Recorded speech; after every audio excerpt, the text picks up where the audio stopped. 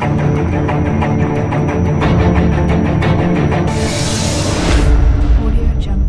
good morning students. Welcome to Chennai IAS Academy. Today நம்ம பார்க்க போற டாபிக் வந்து எகனாமிக்ஸ். எகனாமிக்ஸ்ல நம்மளுடைய சிலபஸே பாத்தீங்கன்னா ரொம்ப சின்னது தான். இதோட क्वेश्चन கவர்ட் ஏரியாவும் பாத்தீங்கன்னா ஒரு சில டாபிக்ஸ் தான். இப்படி கைக்கிட்டு சொல்லிருக்கோம். இவ்வளவு டாபிக்ஸ்ல இருந்து மட்டும் தான் வந்து क्वेश्चंஸே கேக்குறாங்கற அளவுக்கு ரொம்ப கம்மியான சிலபஸ் தான் இருக்கு. அப்ப அந்த சிலபஸ்ல நம்ம திருப்பி அதிகமா படிச்சுக்கணும். புக்ஸை வந்து திருப்பி ரிவைஸ் பண்ணணும். அது போக அபார்ட் ஃப்ரம் புக்ஸ் ஒரு சில ஸ்கீம்ஸ், ஒரு சில டேட்டா அதை மட்டும் நம்ம தெரிஞ்சுக்கிட்டா போதும். ஓகே. டுடே நம்ம சிலபஸ்ல இருக்கிற ஃபர்ஸ்ட் பாயிண்ட் அதுதான் நம்ம வந்து டாபிக்கா பார்க்க போறோம். இந்திய பொருளாதாரத்தின் இயல்புகள்.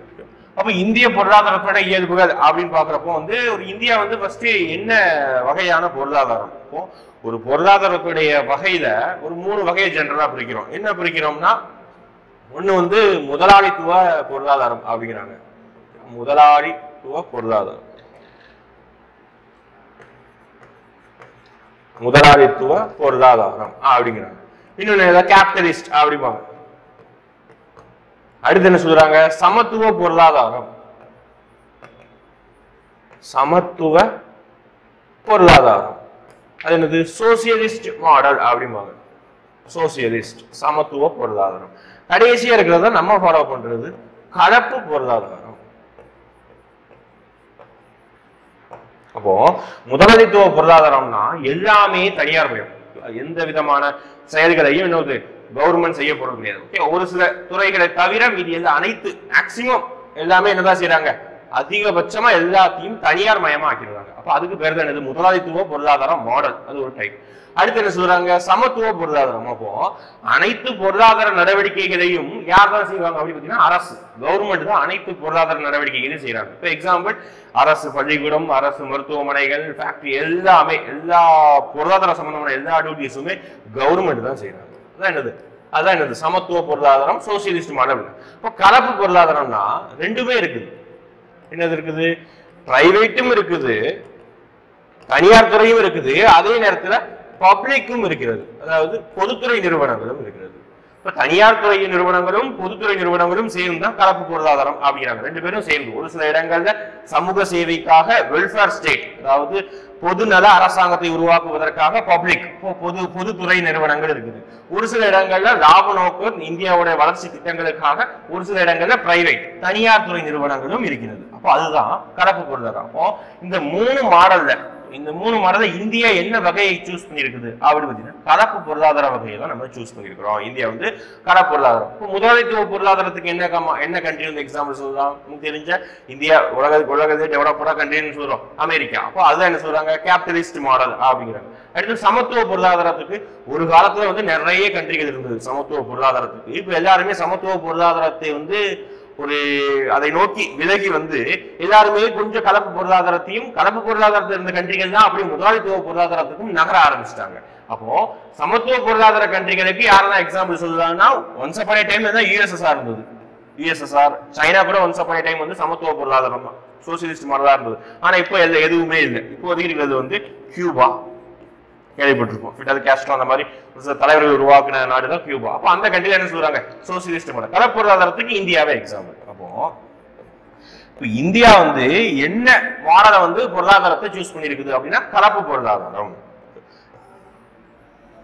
அப்ப இந்த கலப்பு பொருளாதாரம்ங்கிறது வந்து எதுக்காக நம்ம இந்தியா வந்து கலப்பு பொருளாதாரத்தை யூஸ் பண்ணோம்? முதலாளித்துவ பொருளாதாரத்தையோ ஏன் சமத்துவ பொருளாதாரத்தை சூஸ் பண்ணாம ஏன் வந்து கலப்பு பொருளாதாரத்தை சூஸ் பண்ணோம்னா அந்த டைம்ல நம்மளுடைய பிரைம் மினிஸ்டர் இருந்த நேரு அவர்களுடைய டிசிஷன் தான். இந்தியாவுக்கு வந்து சமத்துவ பொருளாதாரமும் வேணும், அதே நேரத்துல ஒரு சில துறைகள்ல இந்தியாவோட வளர்ச்சிக்காக முதலாளித்துவ பொருளாதாரமும் வேணும் அப்படின்னு சொல்லிட்டு ரெண்டையுமே மிக்ஸ்டு மாடல், அதுதான் என்ன சொல்றாங்க? Mixed economy. அப்போ இந்தியாவுடைய பொருளாதார இயல்புகள்ல நம்ம என்ன ஃபாலோ பண்றோமாமா? மிக்ஸ்டு எக்கனாமி, கலப்பு பொருளாதாரம் அப்படிங்கிறாங்க. எழுதுறவங்க கலப்பு பொருளாதாரம். அப்போ இது வந்து நமக்கு இந்தியாவுக்கு இதுதான் வேணும் அப்படின்னு சொன்னவர் யாருன்னா ஜவஹர்லால் நேரு, நம்மளுடைய முதல் பிரைம் மினிஸ்டர். அப்போ வந்து இது வந்து என்ன எதை பேஸ் பண்ணினா சமூக சேவைக்காக பொதுத்துறை நிறுவனங்கள் இருக்குது, அதே நேரத்துல லாப நோக்கில் இந்தியா உயர்த்துவதற்காக தனியார் துறைகள் இருக்குது. அப்போ ரெண்டும் சேர்ந்ததுதான் மிக்ஸ்டு எக்கனாமி. நெக்ஸ்ட் இரண்டாவதாக பொருளாதார இயல்புகள் இரண்டாவது பாயிண்ட் பார்த்துக்கிட்டீங்கன்னா பெர் கேபிட்டா இன்கம், அதாவது தலா வருமானம்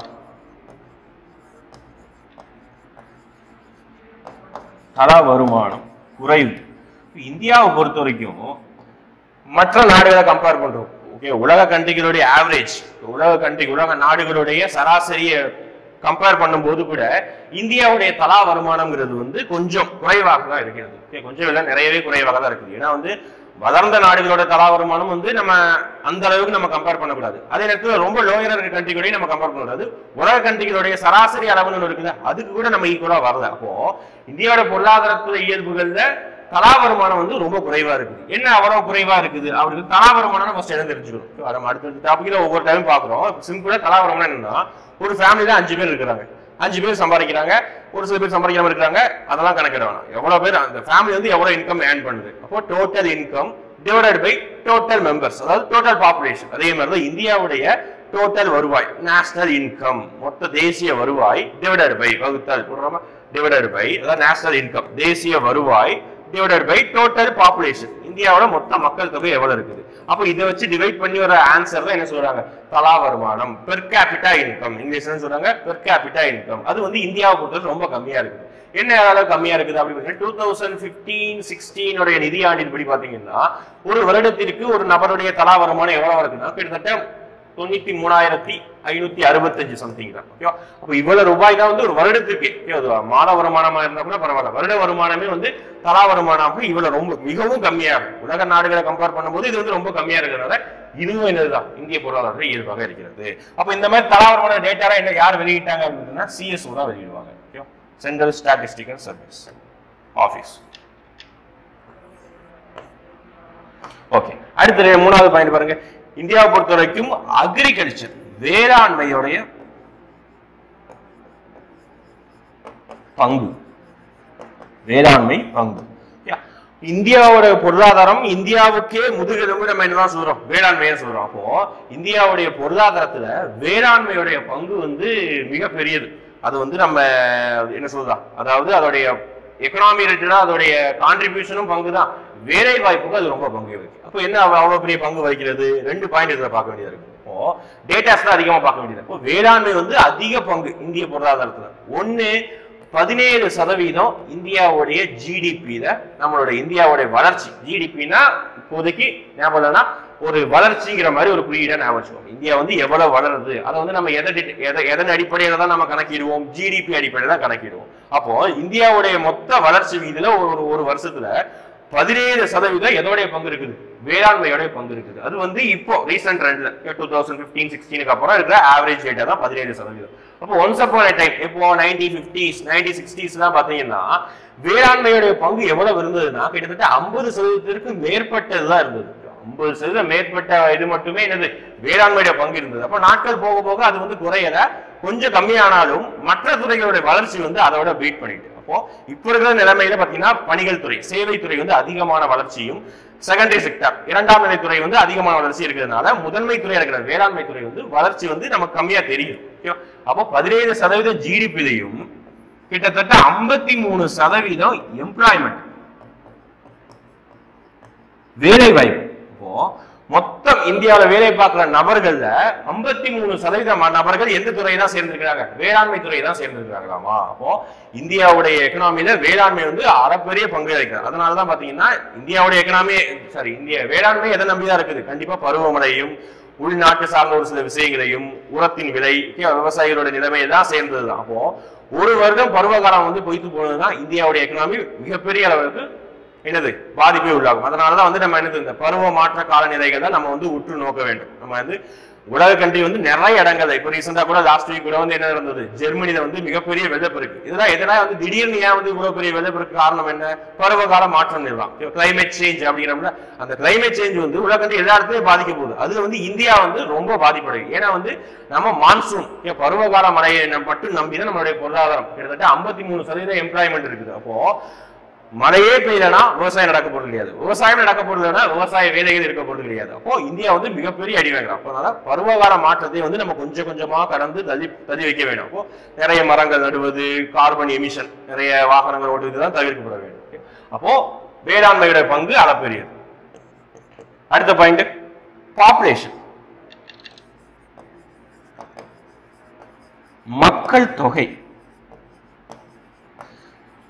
இந்தியாவோட பொருளாதாரத்தை இயல்புல வந்து நம்ம மக்கள் தொகையை வந்து நம்ம ஒதுக்கி வைக்கவே முடியாது. ஏன்னா மக்கள் தொகை தான் நம்மளுடைய பொருளாதாரத்துக்கு ஒரு பாசிட்டிவ்னு சொல்லலாம், அதே டைம்ல நெகட்டிவ்னு சொல்லலாம். எப்படி சார் நம்ம பாசிட்டிவ் சொல்லலாம் அப்படி பார்த்தீங்கன்னா, நம்ம எவ்வளவு ப்ரொடெக்ஷன் பண்ணாலும் எவ்வளவு பொருட்களை உற்பத்தி செய்தாலும் அதை உள்நாட்டிலேயே அதை நுகர்வு பண்ணுவதற்காக, அதை கன்சியூம் பண்ணுவதற்காக அவ்வளவு மக்கள் இந்திய நாட்டுக்குள்ளே இருக்கிறாங்க. அப்ப ஒரு சைடா பார்க்கும்போது மக்கள் தொகை வந்து பாசிட்டிவா இருக்குது. இன்னொரு சைடா பார்க்கும்போது ஓவர் பாப்புலேஷனா இருக்கும்போது நம்ம பாப்புலேஷன் அதிக மக்கள் தொகைக்காகவும் நம்ம கல்விக்காகவும் சுகாதாரத்துக்காகவும் அதிகமா நம்ம செலவழிக்கும் போது அதுக்கேற்ற மாதிரி, அதாவது பொருளாதார வளர்ச்சியில நம்ம வந்து அதை கவனத்தை செலுத்தாம மக்கள் தொகை கட்டுப்படுத்துவதே நம்மளுடைய கவனம் முன்னேறுது. அதனால மக்கள் தொகை ஒரு சைடு பாசிட்டிவா இருந்தாலும் இன்னொரு சைடு நெகட்டிவ் தான். அப்போ நம்ம என்ன செய்யணும், மக்கள் தொகை வேணும் தான், ஆனா அந்த growth வளர்ச்சி வந்து ஸ்டாண்டர்டா இருக்கணும். அப்ப நம்மளுடைய இந்தியாவுடைய மக்கள் தொகை வளர்ச்சி அப்படின்னு எவ்வளவு இருக்குது பாத்தீங்கன்னா, ஒவ்வொரு டிகேடு, அதாவது லாஸ்ட் டிகேடு எவ்வளவு இருந்ததுன்னா 17.5%. கிட்டத்தட்ட ஒவ்வொரு வருஷமும் 1.7 கோடி மக்கள் வந்து புதுசா வந்து இந்தியா பாப்புலேஷன் ஆட் ஆகுறாங்க. இது வந்து ஆட் ஆகுறது. அப்போ 17% வளர்ச்சி இந்தியாவுடைய, அதாவது 2001 கணக்கெடுக்கு அப்புறம் 2011 மக்கள் தொகை கணக்கெடுப்புல என்ன சொல்றாங்க, 17.5% இந்தியாவுடைய பாப்புலேஷன் வளர்ந்துருக்குது. அப்போ மக்கள் தொகை வந்து பாசிட்டிவ் சொல்லலாம், நெகட்டிவ் சொல்லலாம், அதுவும் பொருளாதாரத்தை ஏற்படலாம். 5வது பாயிண்ட், ஏற்றத்தாழ்வு.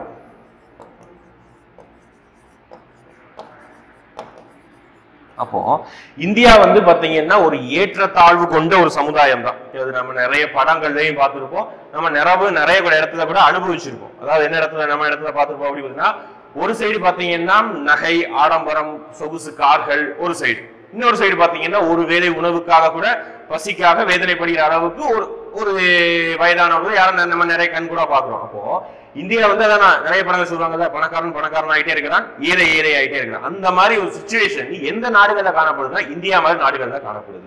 அப்போ அதுக்கப்புறம் வேற என்ன டேட்டா சொல்ல வராங்க அப்படின்னா, இந்தியாவுடைய பணக்காரங்கள்ல இருக்கிற முதல் 1% பணக்காரர், அதாவது இந்தியாவில் இருக்கிற 1% முதல் டாப் பணக்காரங்கள்ல 1% இருக்கிறவங்க இந்தியாவுடைய மொத்த சொத்து மதிப்புல கிட்டத்தட்ட 30% சொத்து மதிப்பு வச்சிருக்காங்க.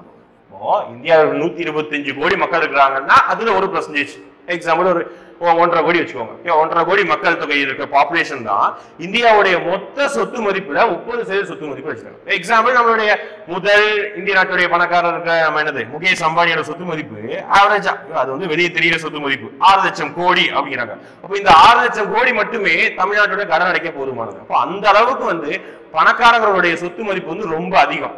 அது வந்து அதான் 1% பணக்காரங்களுடைய சொத்து மதிப்பு இந்திய மொத்த சொத்து மதிப்புல 30% வந்து சொத்து மதிப்பு வச்சிருக்காங்க. அப்போ இந்தியா வந்து ஒரு ஏற்றத்தாழ்வுடைய சமுதாயமா இருக்கிறது. ஓகேவா? 3வது பாயிண்ட் அப்படி பாத்தீங்கன்னா கேபிட்டல் ஃபார்மேஷன் அப்படிங்கிறாங்க. என்னது? மூலதன உருவாக்கம். இந்தியாவில் மூலதன உருவாக்கம் காணப்படுறது இது. என்ன இந்த மூலதன உருவாக்கம் அப்படின்னா, இந்தியாவை வந்து தொழில்மய கண்ட்ரியா மாற்றணும். இப்ப மொத்தம் 3 செக்டார் இருக்குது. ஒன்னு முதன்மை துறை, 2ஆம் நிலைத்துறை, சேவைத்துறை. இப்போ இந்த சேவைத்துறை தான் வந்து இந்தியாவில் அதிகமா கான்ட்ரிபியூட் பண்ணுது. அது போக நம்ம வந்து செகண்டரி செக்டார் 2ஆம் நிலைத்துறையும் வந்து அதிகமா நம்ம கான்ட்ரிபியூட் பண்ண வச்சா மட்டும்தான் இந்தியா வந்து ஒரு முன்னேறிய நாடா, டெவலப்டு கண்ட்ரியாக மாறும். அப்போ அதை மாறுவதற்கு நமக்கு என்ன செய்யணும்? மக்களிடையே நிறைய இன்வெஸ்ட்மெண்ட் வேணும், நிறைய பிசினஸ் துவங்க வேண்டும். அப்போ இன்வெஸ்ட்மெண்ட் உருவாக்கணும்னா இந்தியாவில் வந்து மூலதனம் உருவாக்க வேண்டும். சேவிங்ஸ் ரேட் இன்க்ரீஸ் பண்ணணும், அதாவது கிராஸ் கேபிட்டல் ரேஷியோ அப்படிம்பாங்க, GCR. அப்போ இந்த வேல்யூ தான் பாத்தீங்கன்னா நாட்கள் போக போக வந்து குறைஞ்சிக்கிட்டே வருது. 2016 டேட்டா அப்படி பாத்தீங்கன்னா கிட்டத்தட்ட 38% நம்ம கிட்டே கேபிட்டல் ஃபார்மேஷன் இருக்குதாங்க. அப்போ நாட்கள் போக போக ஒன்ஸ் அப்பான் டைம் வந்து ரொம்ப கம்மியா இருந்தது. அப்புறம் ரீசெண்ட் அதுக்கப்புறம் பாத்தீங்கன்னா 90s 2000 டைம்ல தான் பாத்தீங்கன்னா கொஞ்சம் அதிகமானது. இப்போ ரீசெண்ட் ட்ரெண்ட் போக 2014-15க்கு அப்புறம் பாத்தீங்கன்னா மூலதன உருவாக்குறது டேட்டாவே வந்து ரொம்ப கம்மியாகிட்டே வருகிறது. அப்போ 6 பாயிண்ட் இந்த பாயிண்ட் இருக்குது, நோட் பண்ணிக்கோங்க. அடுத்த பாயிண்ட் பாத்தீங்கன்னா 7வது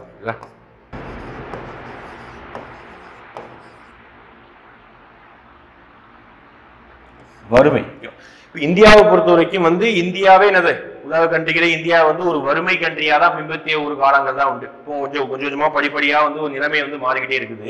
ஆனாலும் வறுமைங்கிறது வந்து ஒரு மறுக்கப்படாததான். அதுக்கு என்ன சொல்றாங்கன்னா இந்த விசிஎஸ் சைக்கிள் அப்படிம்பாங்க. அதாவது ஒரு ஒரு பொருளாதாரம் ஒரு எக்கனாமி இருக்குதுன்னா அது வந்து உற்பத்தியே இல்லை, அதனால உற்பத்தியே இல்லை, அதாவது பாருங்க ப்ரொடக்ஷனே இல்லை, நோ ப்ரொடக்ஷன் அப்படி இருக்கு. ஒரு ப்ரொடக்ஷனே இல்லை, ஒரு உற்பத்தி சார்ந்த ஒரு தொழிலே இல்லைன்னா அப்ப நோ எம்ப்ளாய்மெண்ட், இப்போ வேலை வாய்ப்பே இருக்க போறது கிடையாது. அப்போ இந்த வேலை வாய்ப்பே இல்லைன்னா மக்கள்கிட்ட நோ மணி தான், மக்கள்கிட்ட பணம் வந்து போய் சேர போறதே இல்லை. இப்போ பணம் இல்லாத பட்சம் எல்லாருமே என்ன இருக்கிறாங்க, பாவர்ட்டி தான் இருக்கிறாங்க. அப்போ பாவர்ட்டியா இருக்கும்போது திருப்பி யாருமே வந்து வேலைக்கு போகிற சூழ்நிலை ஆகாது. இந்த மாதிரி ஒரு சைக்கிள் மாதிரி தான் என்ன சொல்றாங்க விசிஎஸ் சைக்கிள் அப்படிங்கிறாங்க. அதாவது வறுமை வந்து ஒரு ஒரு ஒரு கட்டம் அதை வந்து ஸ்டார்ட் ஆயிடுச்சுன்னா அதை வந்து சுத்திக்கிட்டே இருக்குது. அதை வந்து அந்த வறுமையுடைய சுழற்சி பிடியில இருந்து வந்து மீளவே முடியல. அதுதான் வந்து இந்தியா வந்து ஃபேஸ் பண்ணிட்டு இருக்கிற ஒரு மிக முக்கியமான ஒரு ப்ராப்ளமா செயல்படுகிறது. அப்போ இந்த விசிஎஸ் சைக்கிள்ங்கிறது வந்து இந்தியாவுக்கு மிகப்பெரிய ப்ராப்ளம். இது இந்தியாவுக்கு மட்டும் இல்ல, உலக கண்ட்ரியில் இருக்கிற ஆப்பிரிக்கா போன்ற ஒரு பாவர்ட்டி கண்ட்ரி சொல்றோம்ல, அந்த கண்ட்ரிக்கு அதிகமான ப்ராப்ளத்தையும் உண்டாக்கிறது.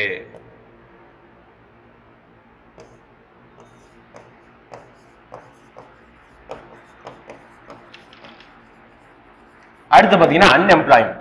இப்ப இந்த அன்எம்ப்ளாய்மெண்ட் அப்படின்னு என்ன பாத்தீங்கன்னா வேலையின்மை. இந்தியாவுக்கு வேலையின்மையும் மிக முக்கியமான ஒரு காரணமா இருக்குது. இந்தியாவுக்கு வேலையின்மை என்ன ஒரு மிக முக்கியமான ஒரு டேஞ்சராக பார்க்கக்கூடிய இருக்குது. படிப்பு முடித்து இளைஞர்கள் அதிகமான இளைஞர்கள் வெளியே வராங்க, அதே நேரத்துல வந்து வேலை வாய்ப்புகளும் படிப்படியா குறைந்துகிட்டே இருக்குது. என்னென்ன காரணங்களாக ஆட்டோமேஷன், அதாவது என்னது அந்த கருவிகள், தொழில் சார்ந்த கருவிகள் அதிகமாக உருவாகுது, ஆட்டோமேஷன் வர்றதுனால இளைஞர்களுக்கு வேலை வாய்ப்பு மறுக்க முடியாது. அப்போ வேலை வாய்ப்பை சமாளிக்கிறதுக்கும் இந்தியாவுக்கும் மிகப்பெரிய சேலஞ்சா வேலை வாய்ப்பு கம்மியா இருக்கிற ஒரு கண்ட்ரியாக தான் இந்தியாவோட கண்ட்ரியே போய்கிட்டு இருக்கிறது. நெக்ஸ்ட் பாத்தீங்கன்னா சொசைட்டி. இந்தியாவோட பொருளாதாரத்தில இயல்புல ஏன் சார் சொசைட்டி அப்படி பாக்கணும்னா சொசைட்டியில ஒரு அளப்பெரிய பங்கு இருக்கிறது. பொருளாதாரம்ங்கிறது வந்து அனைத்து வகையான மக்களையும் உள்ளடக்கியது தான் பொருளாதாரம். ஒரு செட் ஆஃப் பீப்புளை மட்டும் உள்ளடக்க போறது கிடையாது. இப்போ அனைத்து வகையான மக்கள், அது ஆண்கள், பெண்கள், இளைஞர்கள், வயதானவர்கள் எல்லாருமே சேர்ந்ததுதான் சொசைட்டிங்கிறது. அப்போ எல்லாமே சேர்ந்த ஒரு பொருளாதாரங்கிறது வந்து முன்னுக்கு வரப்போகுது. அப்போ நம்ம சொசைட்டி என்ன டைப் ஆஃப் சொசைட்டி இருக்குது அப்படின்னா மெயில் டாமினேட்டட் சொசைட்டியா தான் காணப்படுகிறது. என்னதான் நம்ம இல்லை இப்பெல்லாம் இல்லை எல்லாரும் வெளியே வந்துட்டாங்க அப்படின்னு பாத்துக்கிட்டு என்னதான் அப்படி சொன்னாலும் இன்னமும் சொசைட்டி என்னவா இருக்குது, மெயில் டாமினேட்டட் சொசைட்டியா தான் இருக்குது. அப்போ இந்த டாமினேட்டட் சொசைட்டினால ஃபீமேல்ஸ் வந்து அதிகமான எம்ப்ளாய்மெண்ட் பார்ட்டிசிபேஷன் வர்றது கிடையாது. அப்போ இதனால இது என்னது, நம்மளுக்கு அனைத்து வகையான மக்கள்களும் நம்மளுடைய எக்கனாமி டெவலப்மெண்ட்ல உள்ளடக்க போறது இல்லை. அது ஒரு நெகட்டிவா தான் நம்ம பார்க்க முடியுது. அது போக பாத்தீங்கன்னா வந்து படித்த இளைஞர்கள் வந்து அவர்களுடைய விருப்பப்பட்ட ஒரு எஜுகேஷன் கெரியரை செலக்ட் பண்ண முடியாத, வீட்டுடைய கட்டாயத்தையும் சமுதாயத்தோட கட்டாயத்தின் அடிப்படையில செயல்படுற நிலைமை இருக்குது. அது ஒரு சொசைட்டி வந்து ரொம்ப முக்கியமான காரணம். அப்போ பொருளாதாரத்தை இயல்புல பொறுத்த வரைக்கும் நம்ம பார்த்தது வந்து இந்திய பொருளாதாரம் எப்படி என்னென்ன வகையில என்னென்ன முறைகள்ல இது காணப்படுகிறது. அதுக்கப்புறம் பாத்தீங்கன்னா இந்திய பொருளாதாரத்தை வந்து அவுடேட்டட் டெக்னாலஜி அப்படிங்கிறாங்க. Outdated technology. இந்தியாவுக்கு வந்து பாத்தீங்கன்னா இந்த தொழில்நுட்பம் சார்ந்த ஒரு சில விஷயங்கள் வந்து இன்னமும் நம்ம பேக்லாங்கா இருக்கோம். பல கண்ட்ரிகள் வந்து தொழில்நுட்பம் சார்ந்து நல்லா வளர்ந்துட்டாங்க, நம்ம இன்னும் தொழில்நுட்பம் சார்ந்து வளரவே இல்லை. அது ஒரு நெகட்டிவா தான் காணப்படுகிறது. இது வந்து இந்திய பொருளாதாரத்தை இயல்புகள். அதுக்கப்புறம் நம்ம புக் வைஸ் பார்க்கும்போது இந்திய பொருளாதாரத்தை இயல்புகள்லயே பாத்தீங்கன்னா பாசிட்டிவ் நெகட்டிவ். இப்போ அதான் அடுத்த டாபிக் பார்க்குறோம். என்ன பார்க்குறோம், பாசிட்டிவ்ஸ் அண்ட் நெகட்டிவ். இந்திய பொருளாதாரத்துடைய பாசிட்டிவ் அண்ட் நெகட்டிவ். ஓகே, நம்ம வந்து என்ன பார்க்குறோம்னா இந்திய பொருளாதாரத்துடைய பலங்கள், பொருளாதாரத்துடைய பலங்கள் அப்படின்னு சொல்லிட்டு பார்க்கணும். அப்போ நம்ம இந்த இயல்புகள் பார்த்தோம்னா அதுல இருந்தா நம்ம என்னெல்லாம் பலங்கள் என்னெல்லாம் பலவீனம் அதை டாபிக் தான் பார்க்கிறோம். அப்போ பலங்கள் ஃபர்ஸ்ட் அப்படின்னு என்ன சொல்லலாம் அப்படின்னு பார்த்தீங்கன்னா நம்ம வேளாண்மை வந்து இந்திய பொருளாதாரத்துல முக்கிய இடம் பிடிக்குது. அது மிகப்பெரிய பலம் தான் நமக்கு. ஏன்னா அதிகமான எம்ப்ளாய்மெண்ட், அதிகமான என்னது கொடுக்குறாங்க, வேலை வாய்ப்பு கொடுக்குறாங்க. அது போக அதிகமான வளர்ச்சியும் வருது. அதுல இருந்து கிட்டத்தட்ட என்ன பார்த்துருக்கோம், 53% மக்கள் வந்து அதுலதான் பணிபுரிகிறாங்க. இப்போ வேளாண்மை சார்ந்த பொருளாதாரம் வந்து இந்தியாவுக்கு ஒரு பலம் தான். அது அடுத்த பாயிண்ட். நெக்ஸ்ட் பாயிண்ட் அப்படின்னு பாத்துக்கிட்டீங்கன்னா மார்க்கெட், அதாவது வளர்ந்து வரும் சந்தை. வளர்ந்து வரும்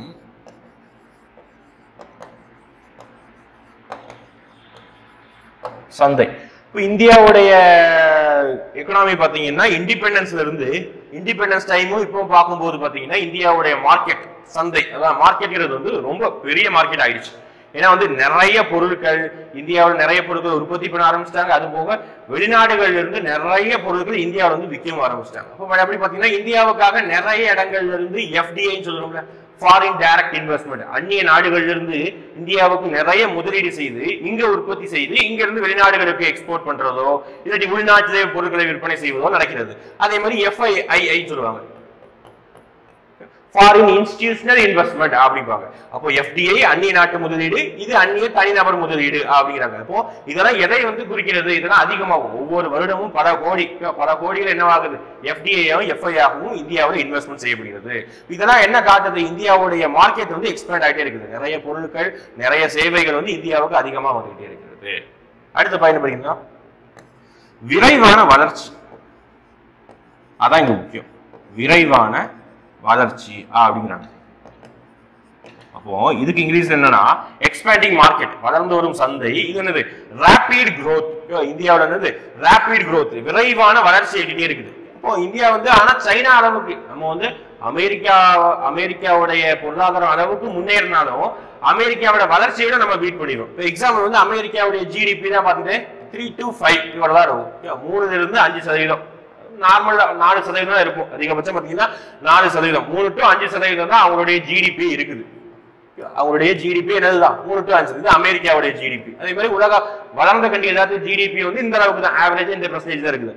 ஆனா இந்தியாவுடைய ஜிடிபி தான் பாத்துக்கிட்டீங்கன்னா எப்பவுமே 2000க்கு அப்புறம் 2004 அதுக்கெல்லாம் பாத்தீங்கன்னா கிட்டத்தட்ட எப்பவுமே ஆவரேஜா 6% அபோவ் இருக்கும்.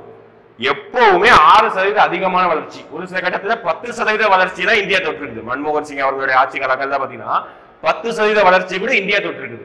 அப்போ ரீசெண்ட் ட்ரெண்ட்ல 7%, 8%, இந்த 2 வருடங்களா கொரோனாவின் காரணமாக தான் நம்ம மைனஸ் நெகட்டிவ் growth போயிட்டு இருக்கே தவிர மீதி எல்லா வருடங்களும் 6% வளர்ச்சி கண்டிப்பா நம்ம எட்டிடும். அதுக்கு அதை தாண்டி தான் இருக்க போகுது. அப்போ உலக நாடுகள்ல வந்து இந்த 6% வளர்ச்சிங்கிறது வந்து ஒரு சில நாடுகளை மட்டும்தான் எட்டிக்கிறது. எக்ஸாம்பிள் அடுத்து வந்து சைனா மட்டும் தான் பாத்தீங்கன்னா 7% விட அதிகமான வளர்ச்சி இருக்கிறாங்க. அதுக்கப்புறம் சைனாவுக்கு அடுத்து அதிகமான வளர்ச்சி இருக்கிற ஒரே கண்ட்ரி என்னவா தான் இருக்குது? இந்தியா தான் இருக்குது. அப்போ இந்தியா வந்து விரைவான வளர்ச்சி, வேகமா வளர்ந்து வர கண்ட்ரிகள்ல ஒரு முக்கியமான கண்ட்ரியா இடம்பெறுகிறது. அடுத்து என்ன பாத்தீங்கன்னா சேவைத்துறையுடைய பங்களிப்பு. இதெல்லாம் வந்து பாசிட்டிவ். சேவைத்துறையுடைய பங்களிப்பு அதிகம்.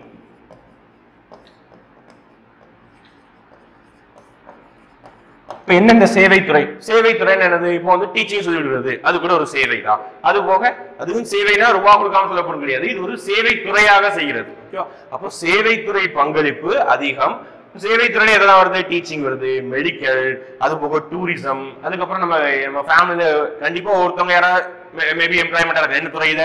ஐடி, பிபிஓ, நம்ம கஸ்டமர் கேர் தான் பேசுறோம்ல. அப்ப இந்த துறைகள் தான் நம்ம என்ன சொல்றோம்? சேவை துறைகள். அப்போ இந்த சேவை துறையுடைய பங்களிப்பு வந்து இன்னும் அதிகமாகிட்டே தான் போயிட்டே இருக்கிறத தவிர அதோடைய குறைவோ அதுல எம்ப்ளாய்மெண்ட் அதிகமாகி தான் போயிட்டு இருக்குது. அப்போ அதோட சேவைத்துறையோட இந்தியாவோட ஜிடிபி பெர்சன்டேஜ் பாத்தீங்கன்னா கிட்டத்தட்ட 55% வந்து இந்தியாவோட ஜிடிபியில வந்து அதோடைய பங்களிப்பு இருக்கிறது. அப்போ சேவைத்துறை வந்து இந்தியாவுக்கு வளர்ச்சியை தான் அளிக்கிறது. அது ஒரு பாயிண்ட். அது ஒரு இந்தியாவுக்கு மிகப்பெரிய பலமாக தான் செயல்படுகிறது. அடுத்து உள்நாட்டு நுகர்ச்சி. உள்நாட்டு நுகர்ச்சி அதிகம். இதுவும் அதிகம். என்ன சார் உள்நாட்டு நுகர்ச்சி அப்படின்னா டொமஸ்டிக் கன்சம்ஷன் அப்படிங்கிறாங்க. அப்போ ப்ரீவியஸ் இருந்தோம்ல, நம்ம எவ்வளவு பொருட்களை இந்தியாவில் ப்ரொடக்ஷன் பண்ணாலும் அதுல இந்தியாவிலேயே வாங்குவதற்காகவே இந்தியாவில் அதிகமான பாப்புலேஷன் இருக்கிறது. ஆனாலும் இந்தியர்கள் வந்து என்னது? நம்மளுடைய ஓன் ப்ராடக்ட்ஸ், இந்தியன் ப்ராடக்ட்ஸ் வந்து அதிகமா வாங்குவது ஒரு குறைகளும் இருக்கிறது. நம்ம அந்நிய பொருட்கள் மீது தான் மோகமே அதிகமா இருக்கும். எப்பவுமே அது வந்து ஹியூமனுடைய மென்டாலிட்டி தான். ஆனா இது சைனா போய் பாத்துக்கிட்டீங்கன்னா சைனாவில அவங்களுடைய ஓன் ப்ராடக்டை அவங்க அதிகமா வாங்குறதுக்குரிய ஆர்வம் இருக்கிறது. அதே மாதிரி வளர்ந்த கண்ட்ரி எல்லாமே தான், அமெரிக்கா, பிரிட்டன் போன்ற கண்ட்ரிகள் எல்லாமே தான் அவங்களுடைய சொந்த ப்ராடக்டை அதிகமாக வாங்க ஆசைப்படுறாங்க. ஆனாலுமே நம்ம வாங்குறோம், நம்மளுடைய உள்நாட்டு பொருட்கள் அதிகமா வாங்குறோம். ஆனாலுமே வந்து அந்நிய பொருட்களுடைய வந்து மோகம் வந்து அதிகமாக தான் இருக்கிறது. அப்போ உள்நாட்டு நுகர்ச்சி வந்து இந்தியாவோட அதிகமா இருக்கிறது ஒரு சைடு பார்க்கும்போது நமக்கு பலம் தான். Next point, 6th point, urbanisation. நகரமயமாக்கல்.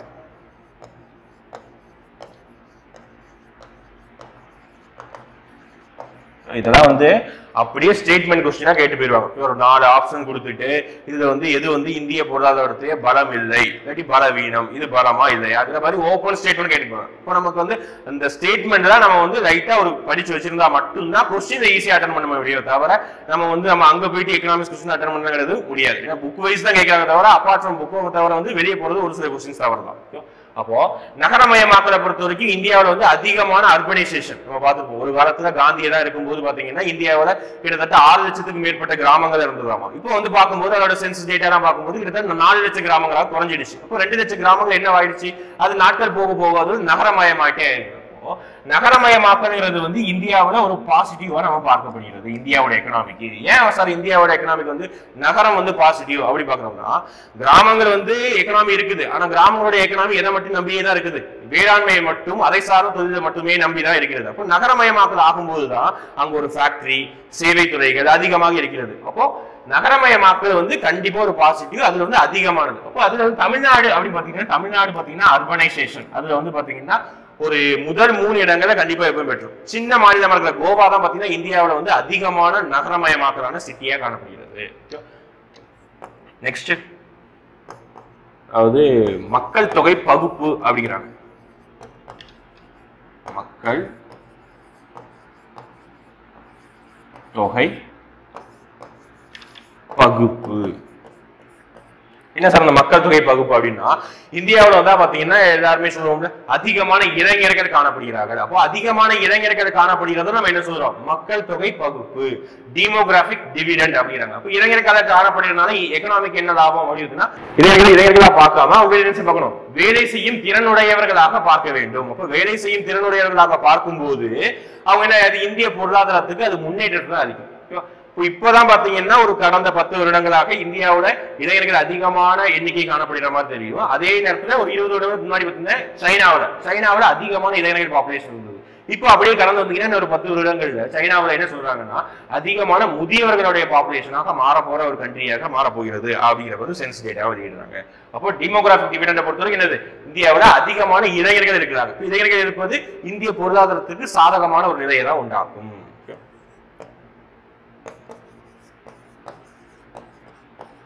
அடுத்து நிலையான பொருளாதாரம்.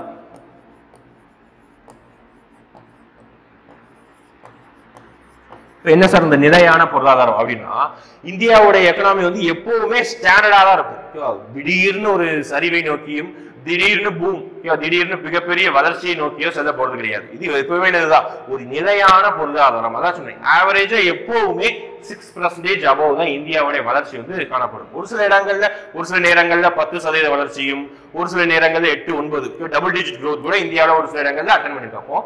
நிலையான பொருளாதாரம் இந்தியாவுக்கு ஒரு சாதகமான நிலை. அதுபோக கடந்த ஒரு 15 வருடங்களாக நிலையான அரசியல் சூழ்நிலை அதுவும் இந்தியாவுக்கு ஒரு பொருளாதார பாசிட்டிவ் தான். நிலையான அரசியல் சூழ்நிலை. எப்படி சார் அரசியல் சூழ்நிலை வந்து இந்தியாவோட எக்கனாமிக் வந்து பாசிட்டிவ் அப்படி பாத்தீங்கன்னா, எப்பவுமே அது உலக கண்ட்ரி, இந்திய கண்ட்ரிக்கு மட்டும் இல்ல உலகத்தில் இருக்க அனைத்து கண்ட்ரிகளுக்குமே அரசியல் சூழ்நிலை வந்து ஸ்டேபிளா இருக்கணும். நிலையான ஒரு அரசியல் கட்சியோ அதாவது நிலையான ஒரு அரசாங்கம் வந்து அதை ரூல் பண்ணிட்டு இருந்தா மட்டும்தான் ஒரு கண்ட்ரி வந்து வளர்ந்துகிட்டே வர முடியும்.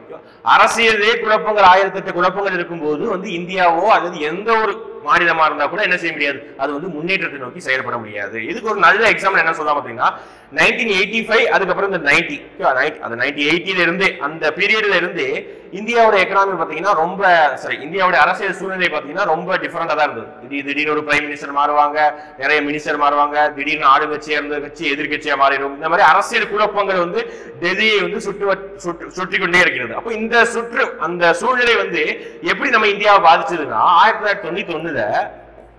1991 இந்தியாவுடைய ஃபாரின் எக்ஸ்சேஞ்ச் ரிசர்வ் அந்த மனிதர் இருந்தா நம்ம வந்து அந்நிய பொருட்களை வாங்குறோம். எக்ஸாம்பிள் பெட்ரோல் கூட அதுல இருந்தா வாங்குறோம். அப்போ அதுல பாத்தீங்கன்னா ஃபாரின் எக்ஸ்சேஞ்ச் ரிசர்வ் வந்து ரொம்ப கம்மியான தொகையா இருக்குது. கிட்டத்தட்ட ஒரு $100 ஏதோ கம்மியான தொகை, அந்த அளவு கம்மியா தொகையா தான் மாறிடுச்சு.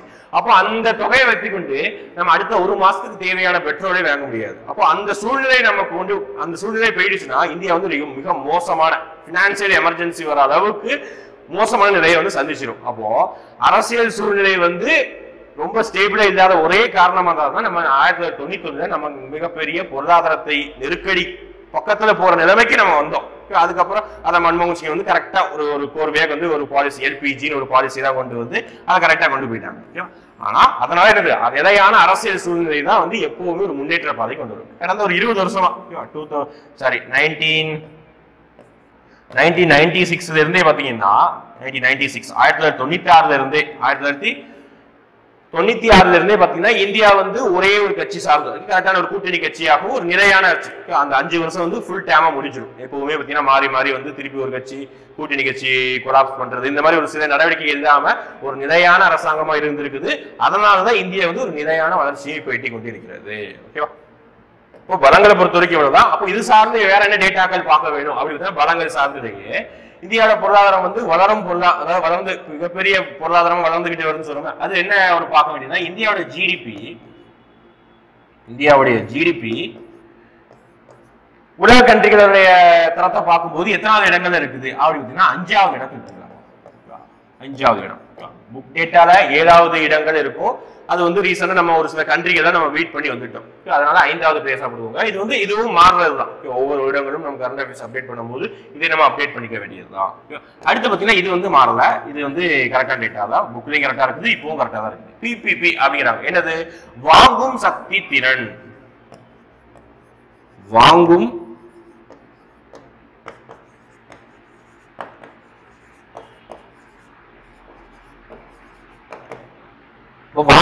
சக்தி திறன் அப்படிங்கிறாங்க. என்னது? Purchasing power parity. அப்ப அதுல வந்து இந்தியா எத்தனாவது பிளேஸ்ல இருக்குது அப்படின்னா 3வது இடத்துல இருக்குது.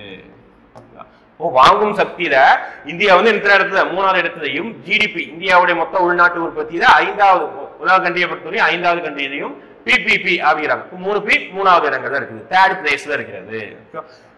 வேற என்ன பார்க்கணும்னா இந்தியா வந்து பாத்தீங்கன்னா விரைவான பொருளாதாரத்தை எட்டியதால வேகமா குரோத் ஆகிட்டே இருக்கிறதுனால இந்தியா உலக கண்ட்ரி G20 கண்ட்ரி அப்படிம்பாங்க. குரூப் 20 கண்ட்ரிஸ் G20 நாடுகள்ல ஒரு நாடாக இடம்பெற்றிருக்கிறது. G20 கண்ட்ரில பிளேஸ்ட் அப்படின்னு இருக்கு. வளர்ந்த ஒரு கண்ட்ரி இது G20 கண்ட்ரினா முதல் 20 வளரும் கண்ட்ரிகளை தான் இங்க என்ன வச்சிருப்பாங்க, இந்த பிளேஸ்ல வச்சிருப்பாங்க. அமெரிக்கா, இத்தாலி, ஜப்பான், சைனா, மிகப்பெரிய கண்ட்ரிஸ் எல்லாரும், பிரேசில், பெரிய கண்ட்ரிஸ் எல்லாருமே இதுல இருப்பாங்க. நம்மளும் அது ஒரு பார்ட் ஆஃப் கண்ட்ரியா இடம்பெற்றிருக்கிறோம். அப்ப இதெல்லாம் எதை காமிக்குது? இந்தியாவுடைய பொருளாதாரம் கண்டிப்பா வளர்ந்து கொண்டேதான் போயிட்டு இருக்கிறது. அந்த சயின்ஸ் தான் காமிக்குது. ஓகேவா? அடுத்து நம்ம பார்க்க போறது பலவீனம். பலவீனங்கள். அடுத்து இந்திய பொருளாதாரத்துடைய பலவீனம். இந்திய பொருளாதாரத்தை பலங்கள் வந்து பார்த்தோம். 5, 7, 8 டாபிக் 8 பாயிண்ட் கிட்ட பார்த்துருந்தோம். அந்த பாயிண்டோட ஹெட்டிங் தான் அதுதான் நமக்கு தேவை. அதுதான் வந்து ஒரு ஸ்டேட்மெண்டாக கேட்டுக்கல. அதுக்குள்ள இருக்க சின்ன சின்ன டேட்டாஸ், பிபிபியில் எத்தனை பிளேஸ், ஜிடிபி எத்தனை பிளேஸ் இருந்தது, G20 கண்ட்ரியில் இடம்பெற்றிருக்கிறோமா இல்லையா, இந்தியா எப்பவுமே என்ன பெர்சன்டேஜுக்கு அதிகமாகவே இந்தியாவுடைய எக்கனாமி முன்னேறிட்டு இருக்குது, இந்த மாதிரி டேட்டாஸ் வந்து ஒரு சின்னதா பார்த்து வச்சோம். அடுத்து பலவீனம். பலவீனம்ங்கிற பார்க்கும்போது ஃபர்ஸ்ட் வந்து அதிக மக்கள் தொகை தான். ஒரு சைடு நம்ம பாசிட்டிவ் அப்படின்னு உள்நாட்டு நுகர்ச்சியில பாசிட்டிவ் அப்படின்னு நம்ம பார்த்தாலும் என்ன சொல்லலாம், இது வந்து அதிக மக்கள் தொகை வந்து இந்தியாவுக்கு வந்து ஒரு நெகட்டிவ் தான், பலவீனம் தான். அதிகமான மக்கள் தொகைக்கு அதை கட்டுப்படுத்துவதற்காகவும் அதுக்காக வந்து அவங்களுடைய ஹெல்த்துக்காகவும் சுகாதாரத்தை கல்விக்காகவுமே நம்ம இந்தியா வந்து அதிகமான பட்ஜெட்டை வந்து செலவழிக்கிறது. அதுக்காக நம்ம என்ன செய்யறது, இந்தியாவோட பொருளாதாரத்தை போக்கஸ் பண்ற ஒரு சில ஸ்டிமுலஸ் பேக்கேஜ் அப்படிங்கிற மாதிரி ஒரு சில விஷயங்களை வந்து நம்ம கண்காணிக்க போறது இல்லை. அதனால அதிக மக்கள் தொகை பெருக்கம் வந்து இந்தியாவுக்கு வந்து எப்பவுமே என்னதான் ஒரு நெகட்டிவா செயல்படுகிறது. அடுத்து பாத்துக்கிட்டீங்கன்னா ஏற்றத்தாழ்வு. நம்ம ஆல்ரெடி பார்த்தோம்ல, இந்தியா என்ன வகையான பொருளாதாரத்தை, கல பொருளாதாரத்துல அதிகமான ஏற்றத்தாழ்வு காணப்படுகிறது. அதான் என்னது, ரொம்ப பணக்காரங்களும் இருக்கிறாங்க, ரொம்ப ஏழைகளும் இந்தியாவில் காணப்படுகிறார்கள். அப்போ இந்த ஏழை அப்படிங்கிற பேராமீட்டருக்கு வந்து நம்ம என்னென்ன வைக்கிறாங்கன்னா, பிளானிங் கமிஷன் திட்டக்குழு வந்து 2012 அந்த டைம்ல பாத்துக்கிட்டீங்கன்னா ஒரு 27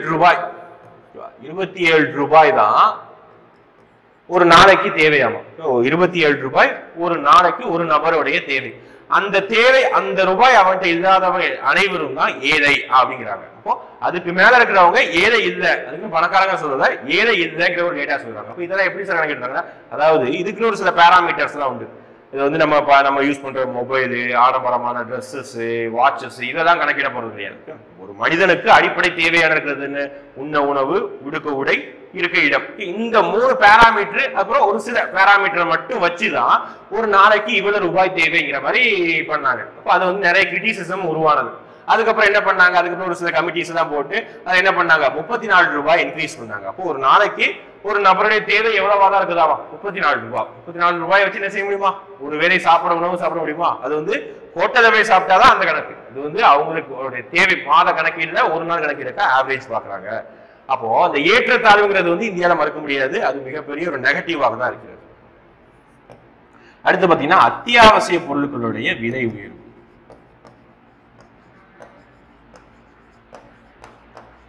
அத்தியாவசிய பொருட்களின் விலை உயர்வு. என்ன அத்தியாவசிய பொருட்கள் அப்படி பாத்தீங்கன்னா, அத்தியாவசிய பொருட்களை பாக்குறப்போ நம்மளுடைய பெட்ரோல், நம்மளுடைய வீட்டு உணவுக்காக சமைக்கிற சிலிண்டர்ஸ், அப்போ இந்த மாதிரி ஒரு பொருட்களுடைய விலை வந்து இந்தியாவில உயர்ந்து கொண்டேதான் போயிருக்கு. பார்த்தோம் ஒரு ரீசெண்ட் ஒரு மாசத்துல மட்டுமே கிட்டத்தட்ட பெட்ரோலுடைய விலை மட்டுமே 10 ரூபாய்க்கு மேல உயர்ந்து கொண்டே போயிருக்கு. அப்போ அந்த பெட்ரோலுடைய விலை, சிலிண்டரோட விலை வந்து அதை மட்டும் தாக்கத்தை ஏற்படுத்தாது, அதை சார்ந்த இருக்கிற பண்டங்களுடைய விலையும் தாக்கத்தை ஏற்படுத்தும். அப்போ இந்தியாவுக்கு அத்தியாவசிய பொருட்களுடைய விலை வந்து உயர்வு வந்து மிகப்பெரிய நெகட்டிவ் தான். பெட்ரோல், டீசல் இந்த ரெண்டு ஒரு பொருட்களும் ரொம்ப டெய்லி நம்ம அன்றாட வாழ்க்கையில நம்ம யூஸ் பண்ற பொருட்களாக இருந்து கொண்டிருக்கிறது. அது இல்லாம நம்ம எங்கேயுமே டிரான்ஸ்போர்ட் வசதி எங்கேயுமே கிடைக்க போறது கிடையாது. அடுத்து உள்கட்டமைப்பு வசதி.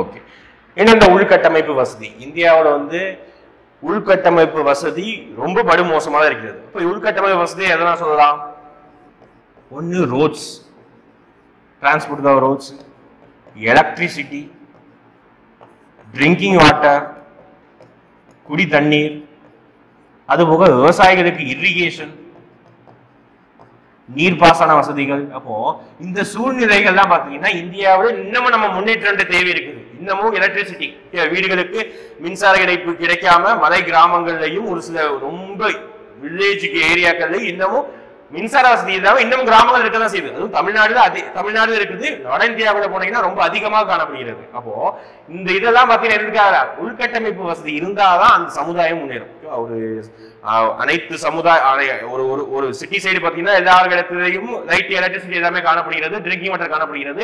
ஆனா கிராமங்கள்ல அது இல்லாதப்போ அங்க இருக்கிற மக்களும் அங்க இருக்கிற குழந்தைகளும் படிக்கிற வசதி வந்து குறைபடுமா? அப்ப அதுதான் என்னது, இதுதான் பேசிக் இன்ஃப்ராஸ்ட்ரக்சர், எலக்ட்ரிசிட்டி, ட்ரிங்கிங் வாட்டர். அது இல்லாம இந்தியா இன்னும் பல கிராமங்கள் இருக்கு. அது போக ரோட்ஸ், இன்னமும் பல கிராமங்களுக்கு சாலை வசதி மேம்படுத்தாம தான் இருக்குது. அப்போ உள்கட்டமைப்பு வசதி இன்னும் இந்தியாவில் ஒரு நெகட்டிவா தான் பார்க்க முடியுது. இப்போதான் படிப்படியாக ஒவ்வொரு இதான் ஜல் சக்தி, அதுக்கப்புறம் பிரதான் மந்திரி கிராம் சதக் யோஜனாங்கிற மாதிரி ஒரு சில ஸ்கீம்ஸ் மூலமா ரோடு, எலக்ட்ரிசிட்டி, ட்ரிங்கிங் வாட்டர் ஃபெசிலிட்டில இப்போதான் வந்து படிப்படியாக நிறைவேற்றிக் கொண்டே வருகிறார்கள். அடுத்த 6வது பாயிண்ட் அன்எம்ப்ளாய்மெண்ட், வேலை வாய்ப்பு.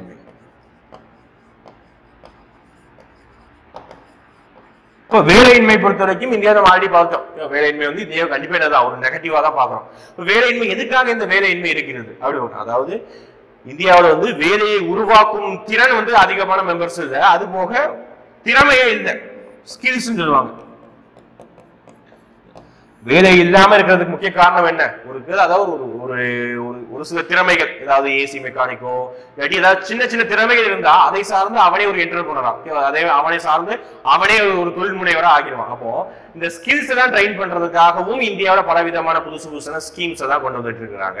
பிரதான் மந்திரி கௌசல் விகாஸ் யோஜனா, இதெல்லாம் எதுக்காக, திறன் மேம்பாட்டு பயிற்சினே சொல்லுவாங்க. அப்போ இதெல்லாம் இது ஒரு மனிதனுக்கு படிப்பு வரலன்னா பரவாயில்ல, அது இல்லாம வேறு சார்ந்த ஒரு சில திறமைகளை வளர்த்து கொண்டால் அதன் மூலமா அவனுடைய வேலை வாய்ப்பை உருவாக்கி கொள்ளலாம். அதுதான். அது போக பாத்தீங்கன்னா இந்த வேலை வாய்ப்பின்மைக்கு இன்னொரு முக்கியமான காரணம் என்ன சொல்றாங்கன்னா, முதல்லாம் பாத்தீங்கன்னா ஒரு 10 years 20 years பேக் பாத்தீங்கன்னா ஒரு 100 கோடி ரூபாய் இன்வெஸ்ட் பண்றோம்னா, ஒரு 100 கோடி ரூபாய் ஒரு பிசினஸ்ல இன்வெஸ்ட் பண்றோம்னா ஒரு 2000 பேருக்கு வேலை கொடுக்கலாம்ங்கிற மாதிரி ஒரு பேராமீட்டர் இருந்தது. எப்படி, ஒரு 100 கோடி ரூபாய் ஒரு முதலாளி வந்து ஒரு பிசினஸ்ல இன்வெஸ்ட் பண்ண, அது எந்த பிசினஸா இருக்கட்டும், எதுனாலும் இருக்கட்டும், செகண்டரியா இருக்கட்டும், சேவை துறையா இருக்கட்டும், எதுனாலும் இருக்கட்டும், 100 கோடி ரூபாய் இன்வெஸ்ட் பண்ணி ஒரு பிசினஸ் ஸ்டார்ட் பண்றாங்கன்னா ஒரு ஆவரேஜ் ஒரு 2000 பேருக்கு வேலை கிடைக்கும் ஆவரேஜா. ஆனா இது வந்து 20 வருடங்களுக்கு முன்னாடி உள்ள நிலைமை.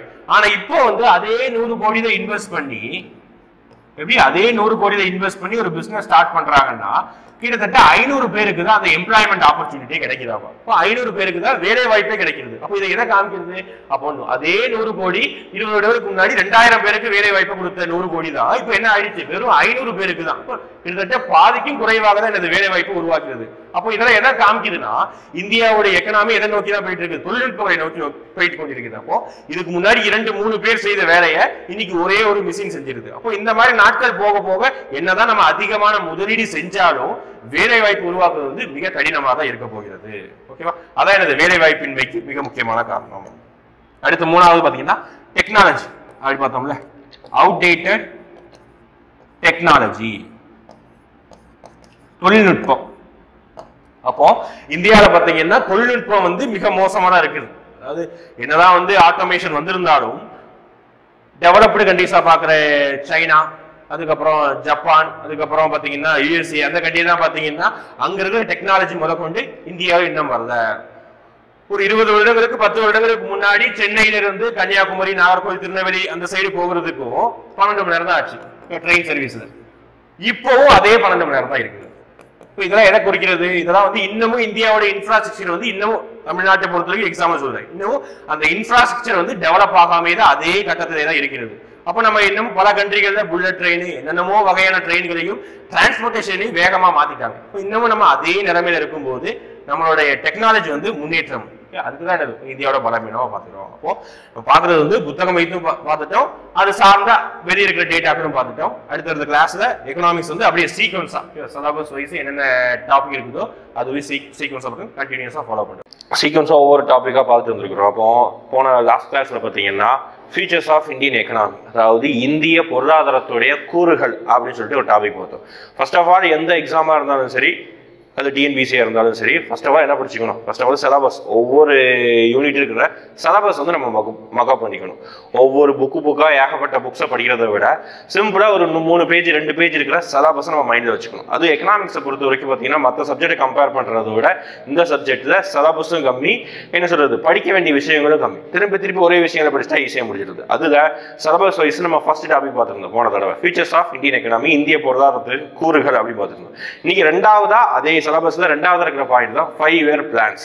அப்போ இந்தியாவோட 5 இயர் பிளான்ங்கிறது வந்து நம்ம சின்ன வயசுல இருந்தே சின்ன வயசு ஸ்கூல் புக்ஸ்ல இருந்து இந்த 5 இயர் பிளான்ங்கிறது வந்து படிச்சுட்டே வந்திருப்போம். முதலாம் 5 ஆண்டு திட்டம், இதெல்லாம் 2ஆம் 5 ஆண்டு திட்டம் சொல்லிட்டு படிச்சுட்டே வந்திருப்போம். இங்க என்னதான் இப்போ நடைமுறையில 5 இயர் பிளான் வந்து நடைமுறையில இல்லைனாலும் என்ன வச்சிருக்காங்க, சிலபஸ்ல ஒரு பாயிண்ட் எடுத்துக்கிறாங்க. அப்போ சிலபஸ்ல வந்து நம்ம இதுக்கு முன்னாடி என்னென்ன 5 இயர் பிளான் வந்ததுங்கிறத பார்க்கணும். இப்போ 5 இயர் பிளான்ங்கிறது என்னதான் 5 இயர் பிளான் மட்டும் தான் சிலபஸ் கொடுத்தாலும் பிளானிங் இப்போ இந்தியாவில் எப்படி தான் பிளானிங் பண்றாங்க அதை பொறுத்து நம்ம பார்க்க போறோம். ஒரு இன்ட்ரடக்ஷனா 5 இயர் பிளானுக்கு ஒரு ப்ரீவியஸ் கிளாஸா இன்ட்ரடக்ஷனாக என்ன பார்க்குறோம், பிளானிங் பத்தி நம்ம பார்க்கிறோம். அப்ப இந்தியாவோட பொருளாதார திட்டமிடுதல் அப்படின்னு சொல்லிட்டு ஃபர்ஸ்டா பார்க்கிறோம். Planning in India. இப்போ திட்டமிடுதலை பொறுத்த வரைக்கும் வாட் இஸ் பிளான் அப்படின்னு கேட்கிறோம். என்ன வாட் இஸ் பிளான், திட்டம்னா என்ன? அதாவது நம்ம என்ன சொல்றது, வடிவேல் காமெடி அடிப்படையில் என்னது, எந்த ஒரு விஷயத்தையும் பிளான் பண்ணி செய்யணும் ஒரு காமெடி இருக்குது. அதே மாதிரிதான் இங்கே என்னது, எந்த ஒரு விஷயத்தையும் ஒரு பக்காவா ஒரு பிளான் பண்ணி தான் செய்யணும். அதே மாதிரி ஒரு பொருளாதாரம், ஒரு எக்கனாமிலையும் பக்காவா ஒரு பிளான் பண்ணா மட்டும்தான் நம்ம எதிர்பார்க்கிற ஒரு வளர்ச்சியும் சாதாரணமா ஒரு வளர்ச்சியும் ஏற்படும். அப்போ பிளானிங்கிறது ஒரு கம்பல்சரியா தேவைப்படுது. அதை வந்து என்னென்ன வகையாக பிளான் பண்ணலாம். அப்போ பிளானிங்கை பொறுத்த வரைக்கும் ஒவ்வொரு நாடுகள்லையும் ஒவ்வொரு வகையை திட்டமிடுறாங்க. எக்ஸாம்பிள், நம்ம எப்படி ஒவ்வொரு வீடுகள்லையும் ஒவ்வொரு வகையை திட்டமிடுறோமோ நம்மளுடைய வருமானத்தை, அதே மாதிரி ஒவ்வொரு நாடுகளும் அவங்களுக்கு ஏற்ற மாதிரி ஒவ்வொரு வகையை திட்டமிடுறாங்க. அதுல இந்தியா என்ன வகை திட்டத்தை வந்து ஃபாலோ பண்ணியிருந்தது, 5 ஆண்டு திட்டம், 5 இயர் பிளான் அப்படிங்கிறோம்.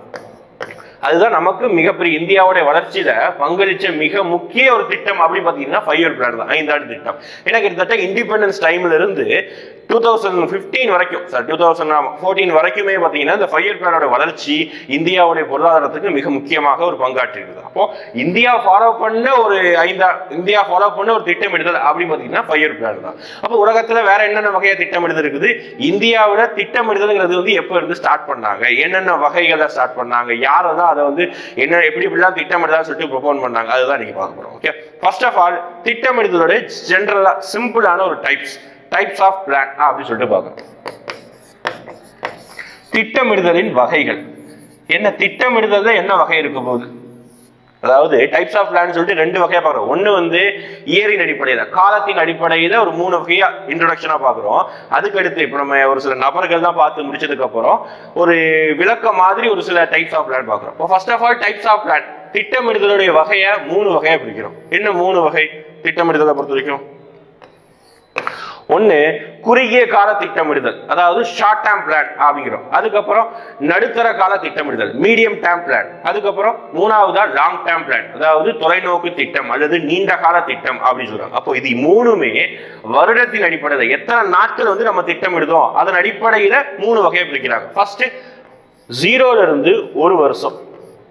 ஓகேவா? அதாவது ஒரு 0, அதாவது ஒரு நாட்கள்ல இருந்து ஒரு வருஷம் 365 நாளுக்குள்ள ஒரு பிளான் பண்றோமா, அதுக்கு என்ன சொல்றாங்க? குறுகிய கால திட்டமிடுதல், ஷார்ட் டேர்ம் பிளான். என்னது? ஷார்ட் டேர்ம் பிளான், குறுகிய கால திட்டமிடுதல்.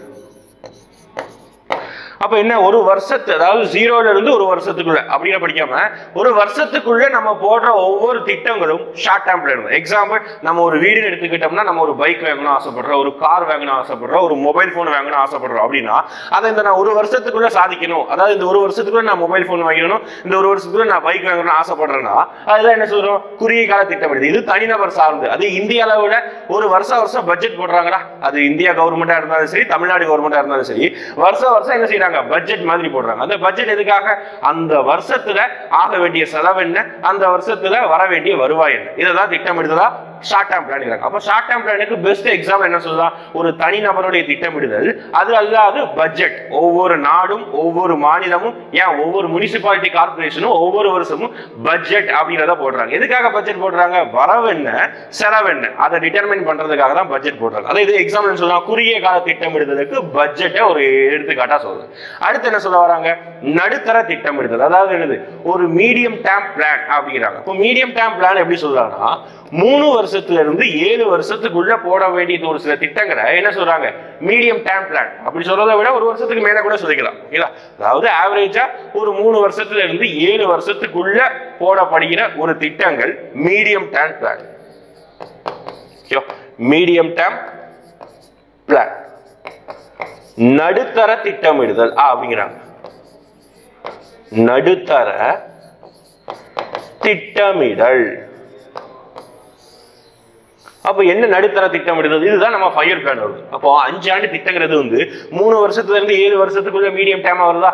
அப்போ இந்த நடுத்தர திட்டமிடுதல் தான் நம்ம 5 ஆண்டு திட்டத்திற்கு ஒரு எக்ஸாம்பிள். வேற என்ன நடுத்தர திட்டமிடுதல் அப்படின்னு பாக்கலாம்னா, இந்தியாவுடைய பொருளாதாரத்துல ஒரு சில பாலிசி தான் ரிலீஸ் பண்ணுவாங்க. நேஷனல், அதாவது அதாவது என்னது, ஃபுட் பாலிசி. இந்த மாதிரி ஒவ்வொரு மனிதனுக்கு கிடைக்க வேண்டிய உணவுப் பொருட்கள், கிடைக்க வேண்டிய எலக்ட்ரிசிட்டி, அதாவது ஒரு 5 வருஷத்துல நம்ம சோலார், சூரிய ஒளியில இருந்து இவ்வளவு மெகாவாட் வந்து நம்ம அதிகமா உற்பத்தி பண்ணிக்கணும்னு சொல்லிட்டு ஒரு 5 வருஷத்துக்குள்ள அல்லது 7 வருஷத்துக்குள்ள போடப்படக்கூடிய திட்டங்கள் தான் என்ன சொல்றோம்?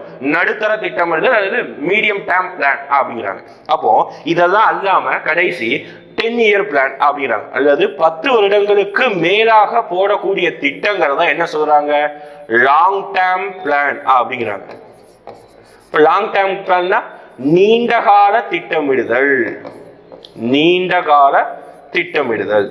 என்ன லாங் டேர்ம் பிளான்? ஒரு இண்டிவிஜுவல் எடுத்துக்கிட்டோம்னா, நம்ம ஒரு வீடு வாங்கணும் ஆசைப்படுறோம், அல்லது மிகப்பெரிய அளவில் ஒரு சிட்டிக்குள்ள ஒரு இடம் வாங்கணும். ஓகேவா? சிட்டிக்குள்ள ஒரு 2000 ஸ்கொயர் ஃபீட்டோ ஒரு 1000 ஸ்கொயர் ஃபீட்டோ ஒரு லேண்ட் வாங்கணும், அது ஃபியூச்சர்ல எங்கேயோ வேல்யூ போகும். இதெல்லாம் நமக்கு ஒரு கனவா இருக்கும். அதெல்லாம் என்னது? வீடு வாங்குறது. மெயினா அதிகமான நடுத்தர பீப்புளுக்கு வீடு வாங்குறது கனவா இருக்குதா? அதெல்லாம் ஒரு வருஷத்துலயோ ஒரு 3-4 வருஷத்துலயோ எய்ம் பண்ண முடியுமா? அதெல்லாம் ஒரு 10 வருஷம் தொலைநோக்கு திட்டமா தான் இருக்குது. அதுதான் நம்ம என்ன சொல்றோம்? லாங் டேர்ம் பிளான் அப்படிங்கிறோம். அப்ப இந்தியா மாதிரி கண்ட்ரிக்கு அல்லது ஒரு ஸ்டேட்டுக்கு லாங் டேர்ம் பிளான் எதை சொல்லலாம்? எக்ஸாம்பிள், நம்ம சஸ்டைனபிள் டெவலப்மெண்ட் கோல் அப்படின்னு ஒண்ணு வச்சிருக்காங்க. என்னது? சஸ்டைனபிள் டெவலப்மெண்ட் கோல், நிலைத்த நீடித்த வளர்ச்சி அப்படின்னு சொல்லிட்டு ஒரு டேம் கோல்ஸ் வச்சிருக்காங்க. இதுல கிட்டத்தட்ட ஒரு 18 கோல் இருக்குது. என்னது? இந்தியாவுல வறுமையே இருக்கக்கூடாது, நோ பாவர்ட்டி. அப்போ இந்தியாவுல யாருமே பசியால் வாடக்கூடாது, இந்திய மக்கள் அனைவருக்கும் என்ன போய் சேரணும்? ட்ரிங்கிங் வாட்டர், சுத்தமான குடி தண்ணி போய் சேரணும். இதெல்லாம் பாத்தீங்கன்னா 1 வருஷத்துக்குள்ளேயோ அல்லது ஒரு 5-6 வருஷத்துக்கு உள்ளேயோ நம்ம வந்து சாதிக்க முடியாது. அது ஒரு கிட்டத்தட்ட ஒரு லாங் டேர்ம் பிளான் போட்டாதான் சாதிக்க முடியும். அதனால கிட்டத்தட்ட 2015ல அனௌன்ஸ் பண்ண SDG உடைய கோல்ஸ் வந்து நீங்க எத்தனை வருஷத்துக்குள்ள அதை அச்சீவ் பண்ணணும் அப்படின்னு சொல்லிட்டு சொல்லியிருக்காங்கன்னா 2030, அதாவது கிட்டத்தட்ட 15 வருஷத்துக்குள்ள 2030ஆம் ஆண்டுக்குள்ள நம்ம எஸ்டிஜி கோல்ஸ் இருக்கிற ஒரு சில கோல்ஸ், அது அதிகபட்சம் மேக்ஸிமம் எவ்வளவு முடியுமோ அவ்வளவு கிட்டத்தட்ட 18 இருக்குல்ல, அதிகபட்சம் எல்லாத்தையும் அடைகிற மாதிரி ஒரு சில திட்டங்களை வகுக்கணும். அதுதான் நம்ம என்ன சொல்றோம், லாங் டேர்ம் பிளான். ஏன்னா இது எல்லாமே சமூகம் சார்ந்து, எஜுகேஷன், சுகாதாரம், குடி தண்ணீர், அதுக்கப்புறம் கல்வி வசதி எல்லாமே இதுல வருது. அப்போ இதை நம்ம அடையணும்னா என்ன வகையான பிளான் தான் போடுறாங்க, லாங் டேர்ம் பிளான் அப்படிதான். ஓகேவா, இது ஜெனரலா ஒரு இன்ட்ரோடக்ஷனா டைப்ஸ் ஆஃப் பிளான் பார்க்கிறோம். அதாவது வருடத்தின் அடிப்படையில, காலத்தின் அடிப்படையில, பீரியட், ஓகேவா, டைம் பீரியட் அடிப்படையில தான் நம்ம 3 வகையா பிரிக்கிறோம். Short term, medium term, long term. குறுகிய கால திட்டமிடுதல், நடுத்தர திட்டமிடுதல், லாங் டேர்ம் பிளான். இது வந்து இயர் மட்டும் படிச்சுக்கணும். எக்ஸாம்பிள் இதுக்கு பட்ஜெட், இதுக்கு 5 இயர் பிளான், இதுக்கு வந்து நிதி ஆயோக் ஃபாலோ பண்ற 15 ஆண்டு கால திட்டம், எஸ்டிஜி உடைய பிளான்ஸ், பெரிய பெரிய கோல்ஸ் எல்லாம் இதுல தான் வச்சிருப்பாங்க, தொலைநோக்கு திட்டங்கள். ஓகேங்களா, அடுத்து நம்ம பார்க்க போறது முக்கியமானது கொஸ்டின் ஏரியான்னு சொன்னா இதுல இருந்து கொஸ்டின் எடுத்துறாங்க. ஆல்ரெடி ப்ரீவியஸாவும் கொஸ்டின் எடுத்துறாங்க. ஓகேங்களா, திட்டமிடுதலை பொறுத்த வரைக்கும் இந்தியாவுல ஹிஸ்டோரிக்கலா திட்டமிடுதல் எங்க இருந்து ஸ்டார்ட் ஆனது, இந்தியாவுல திட்டமிடுதல் பிளானிங்கிறது வந்து எங்க இருந்து ஸ்டார்ட் ஆனது. ஃபர்ஸ்ட் இந்தியாவுக்கு ஒரு பிளான் வேணும் அப்படின்னு சொல்லிட்டு ஃபர்ஸ்ட் யார் கொண்டு வராங்க அப்படி பாத்தீங்கன்னா விஸ்வேஸ்வர் ஐயா.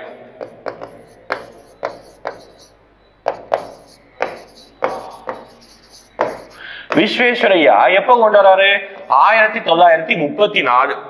1934ஆம் ஆண்டு விஸ்வேஸ்வரையா தான் என்ன சொல்றாரு, ஃபர்ஸ்டா இந்தியாவுக்குன்னு ஒரு திட்டமிடுதல் வேணும். எப்படி, இந்தியாவுக்குன்னு ஒரு திட்டமிடுதல் வேணும். ஏன்னா இந்த 1934ல நமக்கு இண்டிபெண்டன்ஸ், சுதந்திரமே கிடைக்கல. இப்ப சுதந்திரம் கிடைக்கிறதுக்கு முன்னாடியே இந்தியாவுல சுதந்திரம் கிடைக்கிறதுக்கான ஒரு சில அறிகுறிகள் காணப்பட்டது. அப்ப காணப்படும் போது என்னது, பிரிட்டிஷ் வந்து சுதந்திரம் தாரேன்னு சொல்லிட்டு தள்ளி தான் போட்டிருந்தாங்க. அப்பவே என்னதான் பிரிட்டிஷ் நம்மள ரூல் பண்ணாலும் இந்தியாவுக்குன்னு ஒரு திட்டமிடுதல் வேணும் அப்படின்னு சொல்லிட்டு அனௌன்ஸ் பண்ணா என்ன சொல்லிருக்காங்க, விஸ்வேஸ்வரையா ஃபர்ஸ்ட் சொல்றேன். யார் இந்த விஸ்வேஸ்வரையா அப்படின்னு பார்க்கும்போது இவர் பாத்தீங்கன்னா ஒரு எக்கனாமி சப்ஜெக்ட்லயே வராரு. அதே நேரத்துல நிறைய பேர் வீடியோ வாட்ச் பண்ணிட்டு இருக்கீங்க, இந்தியா அதாவது என்னது இன்ஜினியரிங் படிச்சிருப்பீங்க. அப்போ எப்பவுமே வருஷம் இன்ஜினியர்ஸ் டே, இன்ஜினியர் டே, அதாவது இன்ஜினியர்கள் தினம் அப்படி கொண்டாடுறோமா, யாருடைய பிறந்தநாள் அடிப்படையில் தான், விஸ்வேஸ்வரையாவுடைய பிறந்தநாள் அடிப்படையில். இவர் தான் இந்தியாவுடைய முதல் ஃபர்ஸ்ட் இன்ஜினியர் அப்படிங்கிற மாதிரி சொல்றாங்க. அதனால இவருடைய பிறந்தநாள் தான் இன்ஜினியர்ஸ் டே கொண்டாடுறாங்க. இப்போ எக்கனாமி பொறுத்த வரைக்கும் இவர் தான் ஃபர்ஸ்ட் ஒரு பிளான் வேணும் அப்படின்னு சொல்லிட்டு ப்ரொபோன் பண்ணுது.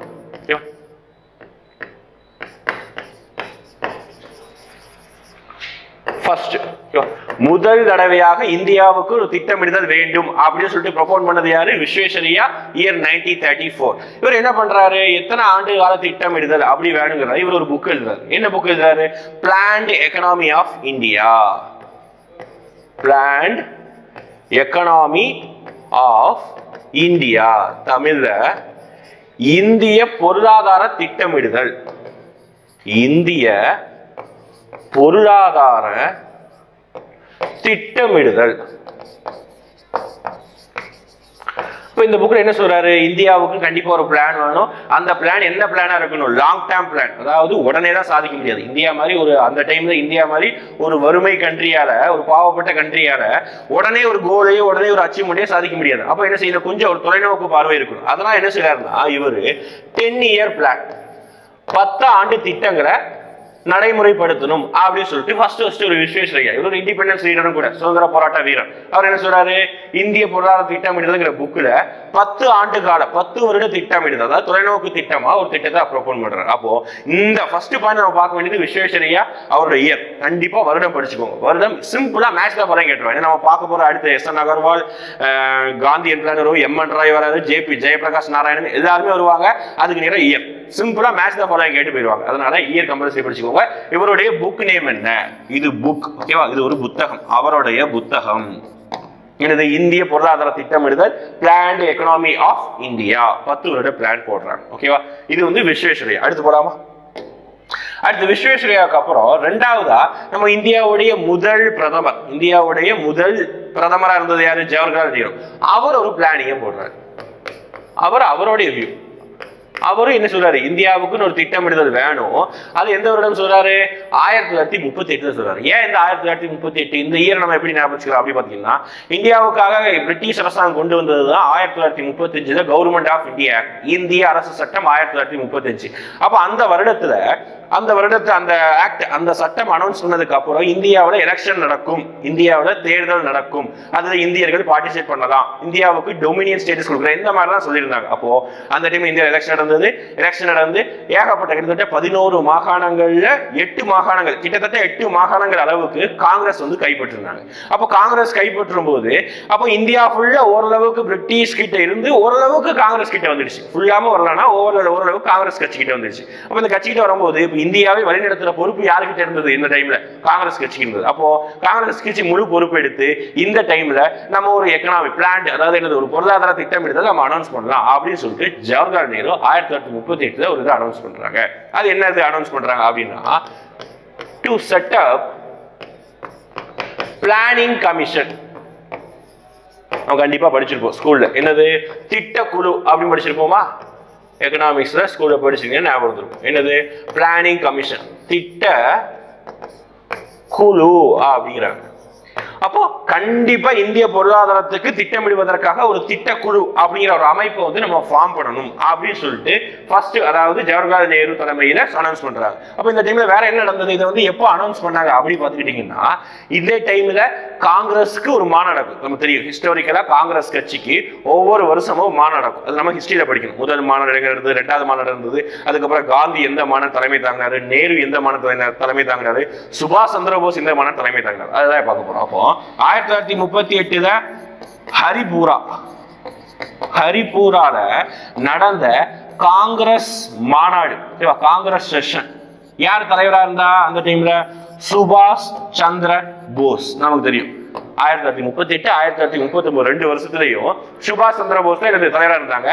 அந்த டைம்ல 1938 நடந்த ஹரிபூரா செஷன்ல, காங்கிரஸ் செஷன்ல சுபாஷ் சந்திர போஸ் தான் இந்த அறிக்கை, திட்டக்குழு அமைக்கணும் அறிக்கையை வந்து ஃபர்ஸ்ட் ப்ரொபோன் பண்றாங்க. ஓகே, அப்போ இந்த இயர் இது ரொம்ப முக்கியம், பிளானிங் கமிஷன் முக்கியம். இதை வேற என்ன பேர் சொல்றாங்க, ஜவஹர்லால் நேருடைய திட்டத்தை வேற என்ன மாதிரி சொல்லலாம் அப்படின்னு பாத்துக்கிட்டீங்கன்னா, காங்கிரஸ் பிளான் கூட சொல்றாங்க.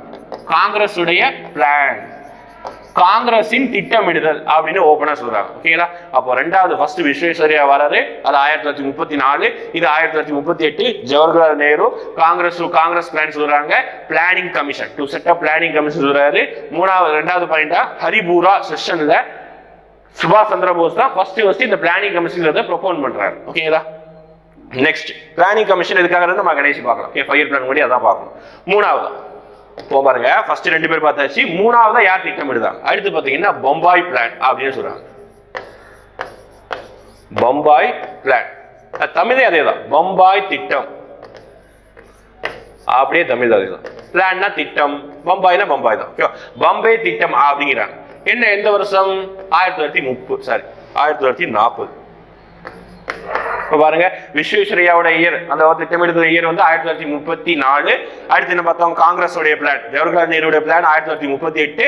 அடுத்து பம்பாய் பிளான் 1940. இதுல யார் என்ன பண்றாங்க அப்படி பாத்தீங்கன்னா, நமக்கு தெரியும் இந்தியாவுடைய கேபிட்டல், தலைநகரம் அப்படின்னு சொன்னோம்னா என்ன சொல்லுவோம், புதுடெல்லி, அதுதான் சொல்றோம். ஆனா இந்தியாவுடைய நிதி சார்ந்த தலைநகரம், பினான்சியல் கேபிட்டல். அப்போ இந்தியாவுடைய பிசினஸ் பீப்புள், அதிகமான பிசினஸ் பீப்புள் எங்கதான் இருப்பாங்க, பம்பாயில் தான் இருப்பாங்க. இது வந்து இப்ப இல்ல, முகாஷ் அம்பானில இருந்து ரத்தன் டாடா வரைக்கும் எங்க தான் இருக்காங்க, பம்பாயில் தான் இருக்காங்க. இது இப்போ மட்டும் கிடையாது, ஒரு இண்டிபெண்டன்ஸ்க்கு முன்னாடி வரைக்கும் எங்க தான் இருந்தாங்க, பம்பாயில் தான் இருந்தாங்க. அதனால கிட்டத்தட்ட ஒரு 8 இண்டஸ்ட்ரியலிஸ்ட், அதாவது 8 மிகப்பெரிய தொழிலாளர்கள், தொழிற்சாலை வச்சிருக்க மிகப்பெரிய ஃபேக்டரி வச்சிருக்க 8 தொழிலாளர்கள் சேர்ந்து ஒரு திட்டமிடுதல் போடுறாங்க. என்ன திட்டமிடுதல் போடுறாங்க, அதுக்கு பேர் தான் பம்பாய் பிளான். இது என்ன வருது திட்டமிடுதல் அப்படி பாத்தீங்கன்னா, மிகப்பெரிய திட்டமிடுதல், 15 இயர் பிளான், 15 ஆண்டு கால திட்டமிடுதல் அப்படிங்கிறாங்க. எதுக்காக திட்டமிடுதாங்க, இவங்க அவங்களுடைய பொருளாதாரம், அவங்களுடைய இண்டஸ்ட்ரி வளரணும். அப்போ ஒரு இண்டஸ்ட்ரி வளர்ந்தா ஆட்டோமேட்டிக்கா அதை சார்ந்த வேலை வாய்ப்பு கிடைக்கும். ஒரு சாதாரண ஒரு ஃபேக்டரி வச்சாங்கன்னா வேலை வாய்ப்பும் கிடைக்குது, அதை சார்ந்து இருக்க மக்களும் வாழுறாங்க. அதனாலதான் என்ன சொல்றாங்க, ஒரு எல்லா இண்டஸ்ட்ரியலிஸ்டும் சேர்ந்து 15 ஆண்டு கால திட்டமிடுதலை போடுறாங்க. அதுக்கு பேர் தான் என்னது, பம்பாய் திட்டம். அது என்ன முக்கியம்னா, 8 இண்டஸ்ட்ரியலிஸ்ட், எத்தனை ஆண்டு கால திட்டம், அதுக்கப்புறம் இந்த வருஷம். இதுதான் படிக்க வேண்டியது எது தேவையோ அதை மட்டும் படிச்சுக்கோங்க. ஏதாச்சும் நம்ம வர நிறைய படிக்கும் போது நிறைய படிச்சா நம்ம மைண்டு மறந்து போயிடும். அப்போ எது தேவையோ அதை கரெக்டான ஒரு பாயிண்டா பாக்ஸ் பண்ணியோ ஹைலைட்டர் யூஸ் பண்ணியோ மார்க் பண்ணிக்கோங்க. அதை மட்டும் படிச்சுக்கோங்க. ஓகே, பம்பாய் திட்டம் 1940. அடுத்து என்ன செய்யறாங்க? அடுத்து யார் வராங்க அப்படி பார்த்தீங்கன்னா 4வதாக எஸ்.என். அகர்வால். எஸ்.என். அகர்வால் என்ன? எஸ்.என். அகர்வால் இது ஒரு நபர். இவர் என்ன திட்டமிடுத போடுறாங்க? 1944 எஸ்.என். அகர்வால் அவருடைய பிளானிங்கே போடுறாரு. யார் இந்த எஸ்.என். அகர்வால் அப்படி பார்த்தீங்கன்னா இவருக்கு ஒரு பியூர் காந்தியவாதி அப்படிங்கிறாங்க. காந்தியுடைய கொள்கைகளை அதிகமாக ஃபாலோ பண்றவர். அப்போ இண்டிபெண்டன்ஸ் டைம்ல காந்தியின் கொள்கையால நிறைய பேர் ஈர்த்துக்கிட்டாங்க. ஏன்னா அவருடைய கொள்கை சார்ந்து அவருடைய அகிம்சை வழி சார்ந்து நிறைய பேர் அவங்கள ஃபாலோ பண்ணாங்க.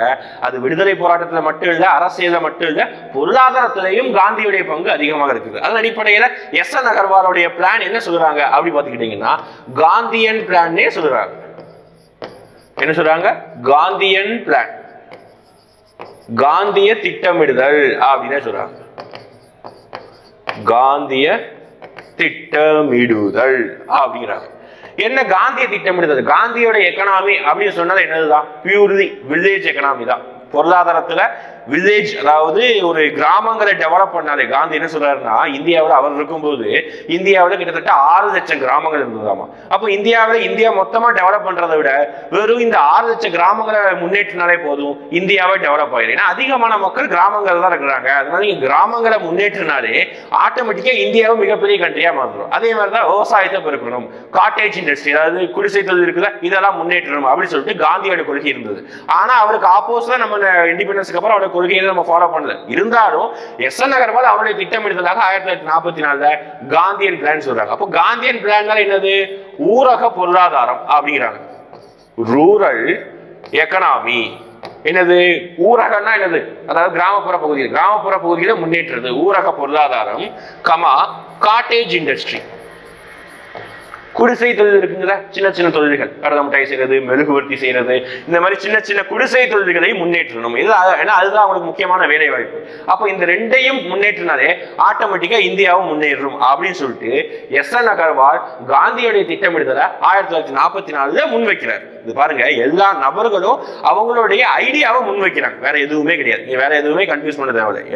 எல்லாருடைய நபர்கள் தான். ஒவ்வொரு நபரையும் பார்க்கிறோம், அவங்களுடைய ஐடியாவை முன்வைக்கிறாங்க. இதுதான் என்னது? எஸ்.என். அகர்வால். ஓகேடா, 1944. அடுத்து நம்ம பார்க்க வேண்டியது பாத்தீங்கன்னா எம்.என். ராய். 5வது எம்.என். ராய். யார் இந்த எம்.என். ராய் அப்படி பாத்தீங்கன்னா, எம்.என். ராய் இந்த ஒரு நபர் தான் பாத்தீங்கன்னா 3 சப்ஜெக்ட் வருவார். டிஎன்பிஎஸ்சி நடக்கிற 3 பாடங்கள்ல எம்.என். ராய் வருவார். என்னதான்? ஹிஸ்டரியில, அதாவது வரலாறு டாபிக்ல, மாடர்ன் ஹிஸ்டரியில கிட்டத்தட்ட ஒரு 1930s 1940s 1930கள் 1940கள் எம்.என். ராய் வருவார். கம்யூனிஸ்ட் கட்சி உருவாக்குறது, கம்யூனிஸ்ட் சார்ந்த ஒரு சில கேஸ்ல ஜெயிலுக்குள்ள போகிறது, அதாவது ஆங்கிலருக்கு எதிராக மிகப்பெரிய அளவுல வன்முறை அளவுல போராடுறது யார் இருப்பா? எம்.என். ராய் வருவார். அதே நபர் பாத்தீங்கன்னா பொலிட்டிக்கஸ், அதாவது அரசியலமைப்பு இந்தியாவுக்கு வேணும் அப்படின்னு சொல்லிட்டு முதலாக சொன்னவரே யார் தான்? எம்.என். ராய் தான். அப்போ பாலிட்டிலே வராரு. அதே மாதிரி இப்போ எக்கனாமிக்ஸ் எம்.என். ராய் வராரு. இப்போ எம்.என். ராயோடைய திட்டமிடுதல் அப்படின்னு என்ன சொல்றாங்க?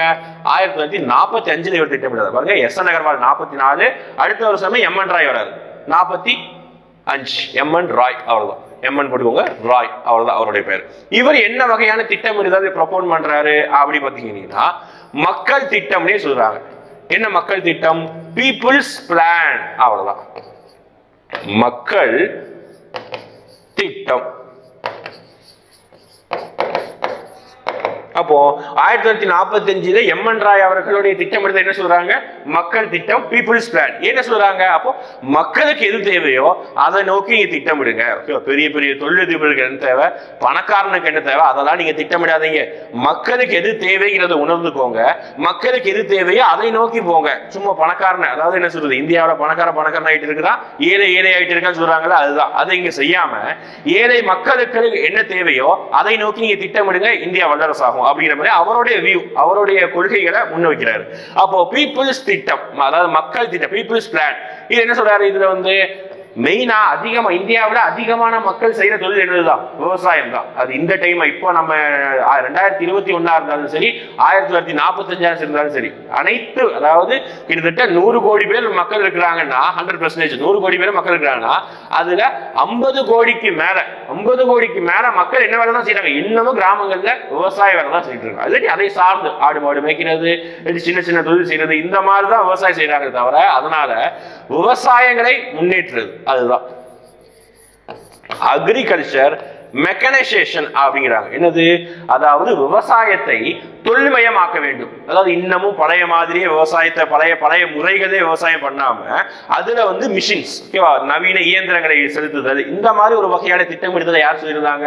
எம்என் ராய் சொன்னாங்க. அப்போ எம்என் ராயை பொறுத்த வரைக்கும் இயர் முக்கியம், மக்கள் திட்டம் இந்த வார்த்தை முக்கியம். மக்கள் திட்டத்தை யார் கொண்டு வந்தா அப்படிங்கிட்ட யார் தான்? எம்என் ராய். ஓகேவா. கடைசி நம்ம பார்க்க வேண்டியது ஆறாவதாக ஜெயபிரகாஷ் நாராயணன், ஜேபி நாராயணன் அப்படின்னு சொல்லுவாங்க.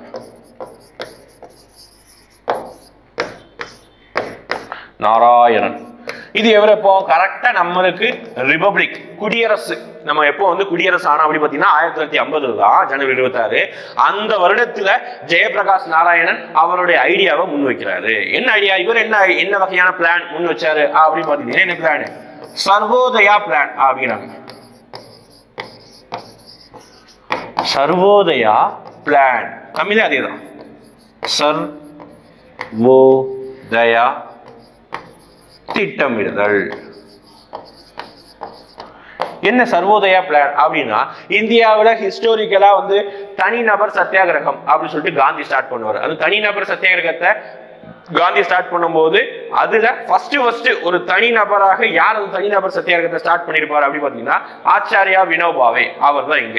அது ஆச்சாரியா வினோபாவோடைய திட்டமிடுதல் அதுதான் என்ன சொல்றாங்க? சர்வோதயா திட்டமிடுதல்.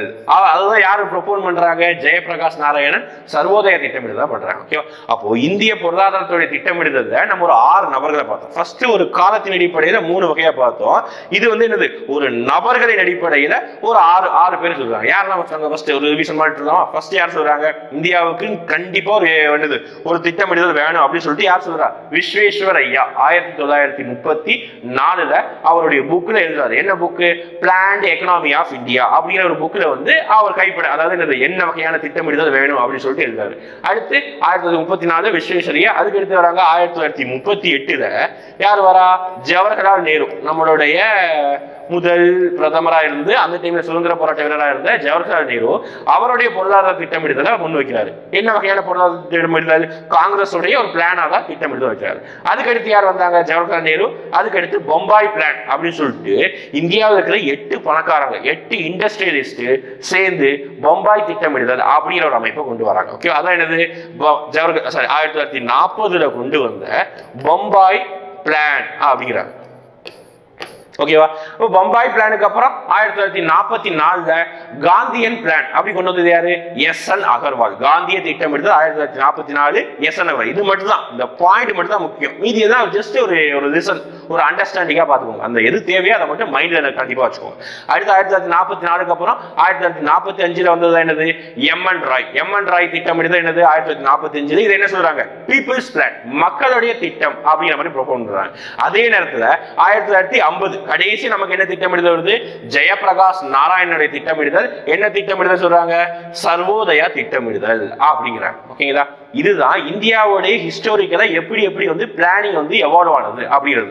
கடைசியா இந்த வகையா இந்தியாவுல ஏகப்பட்ட பேர் ஏகப்பட்ட வகையில வந்து அவங்களுடைய வியூ, அவங்களுடைய கருத்துக்களை முன்மொழிச்சாங்க. ஒரு புக்காவோ ஒரு தீசிஸாகவோ ஏதாவது முறையில அவங்களுடைய கருத்தை வந்து வெளிப்பட்டாங்க. ஆனா கடைசியா 1950 இந்தியா வந்து ரிபப்ளிக் குடியரசு ஆனதுக்கு அப்புறம் இந்தியாவில் என்ன வகையான திட்டமிடுதல் ஃபாலோ பண்ணலாம் அப்படின்னு சொல்லிட்டு ஜவஹர்லால் நேரு அந்த டைம்ல பிரைம் மினிஸ்டர் ஜவஹர்லால் நேரு முடிவு பண்ணாருன்னா இந்தியாவில் நம்ம என்ன ஃபாலோ பண்ணலாம்?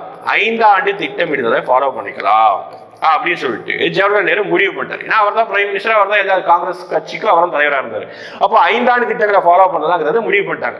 நிறைய பேர் என்னதான் நிறைய விதமா சொன்னாலும் அவர் முடிவெடுத்தது 5 ஆண்டு திட்டம். ஆனா அது சக்சஸ்ஃபுல் ஆயிடுச்சு. இப்போ இந்த 5 ஆண்டு திட்டங்களை எங்க இருந்து நம்ம ஃபாலோ பண்ணோம் அப்படின்னு பாத்தீங்கன்னா USSR, United Soviet socialist Russia அப்படிங்கிறாங்க. ரஷ்யாங்கிற கண்ட்ரி தான் USSR. அந்த டைம்ல இருந்த ரஷ்யா கண்ட்ரியில இருந்தா நம்ம 5 இயர் பிளானை அடாப்ட் பண்ணியிருந்தோம். ஓகேங்களா. அப்போ இன்னைக்கு கிளாஸ்ல வந்து ஜஸ்ட் ஒரு நம்ம 5 இயர் பிளானுக்கு இன்ட்ரோடக்ஷனாக வாட் இஸ் பிளான், அதாவது பிளான் திட்டமிடுதல் என்னென்ன வகைகள் இருக்கிறது, அதை சார்ந்து அதை வந்து இந்தியாவில் திட்டமிடுதல் வந்து யார் யார் எப்படி எதாவது ப்ரொபோன் பண்ணியிருந்தாங்க அதை பற்றி பார்த்தோம். ஓகே, நெக்ஸ்ட் கிளாஸ்ல நம்ம 5 இயர் பிளான் பார்க்கணும். அதுக்கு முன்னாடி பிளானிங் கமிஷன், அதுக்கப்புறம் NDC அமைப்புகளை பார்த்துக்கலாம். Okay, thank you.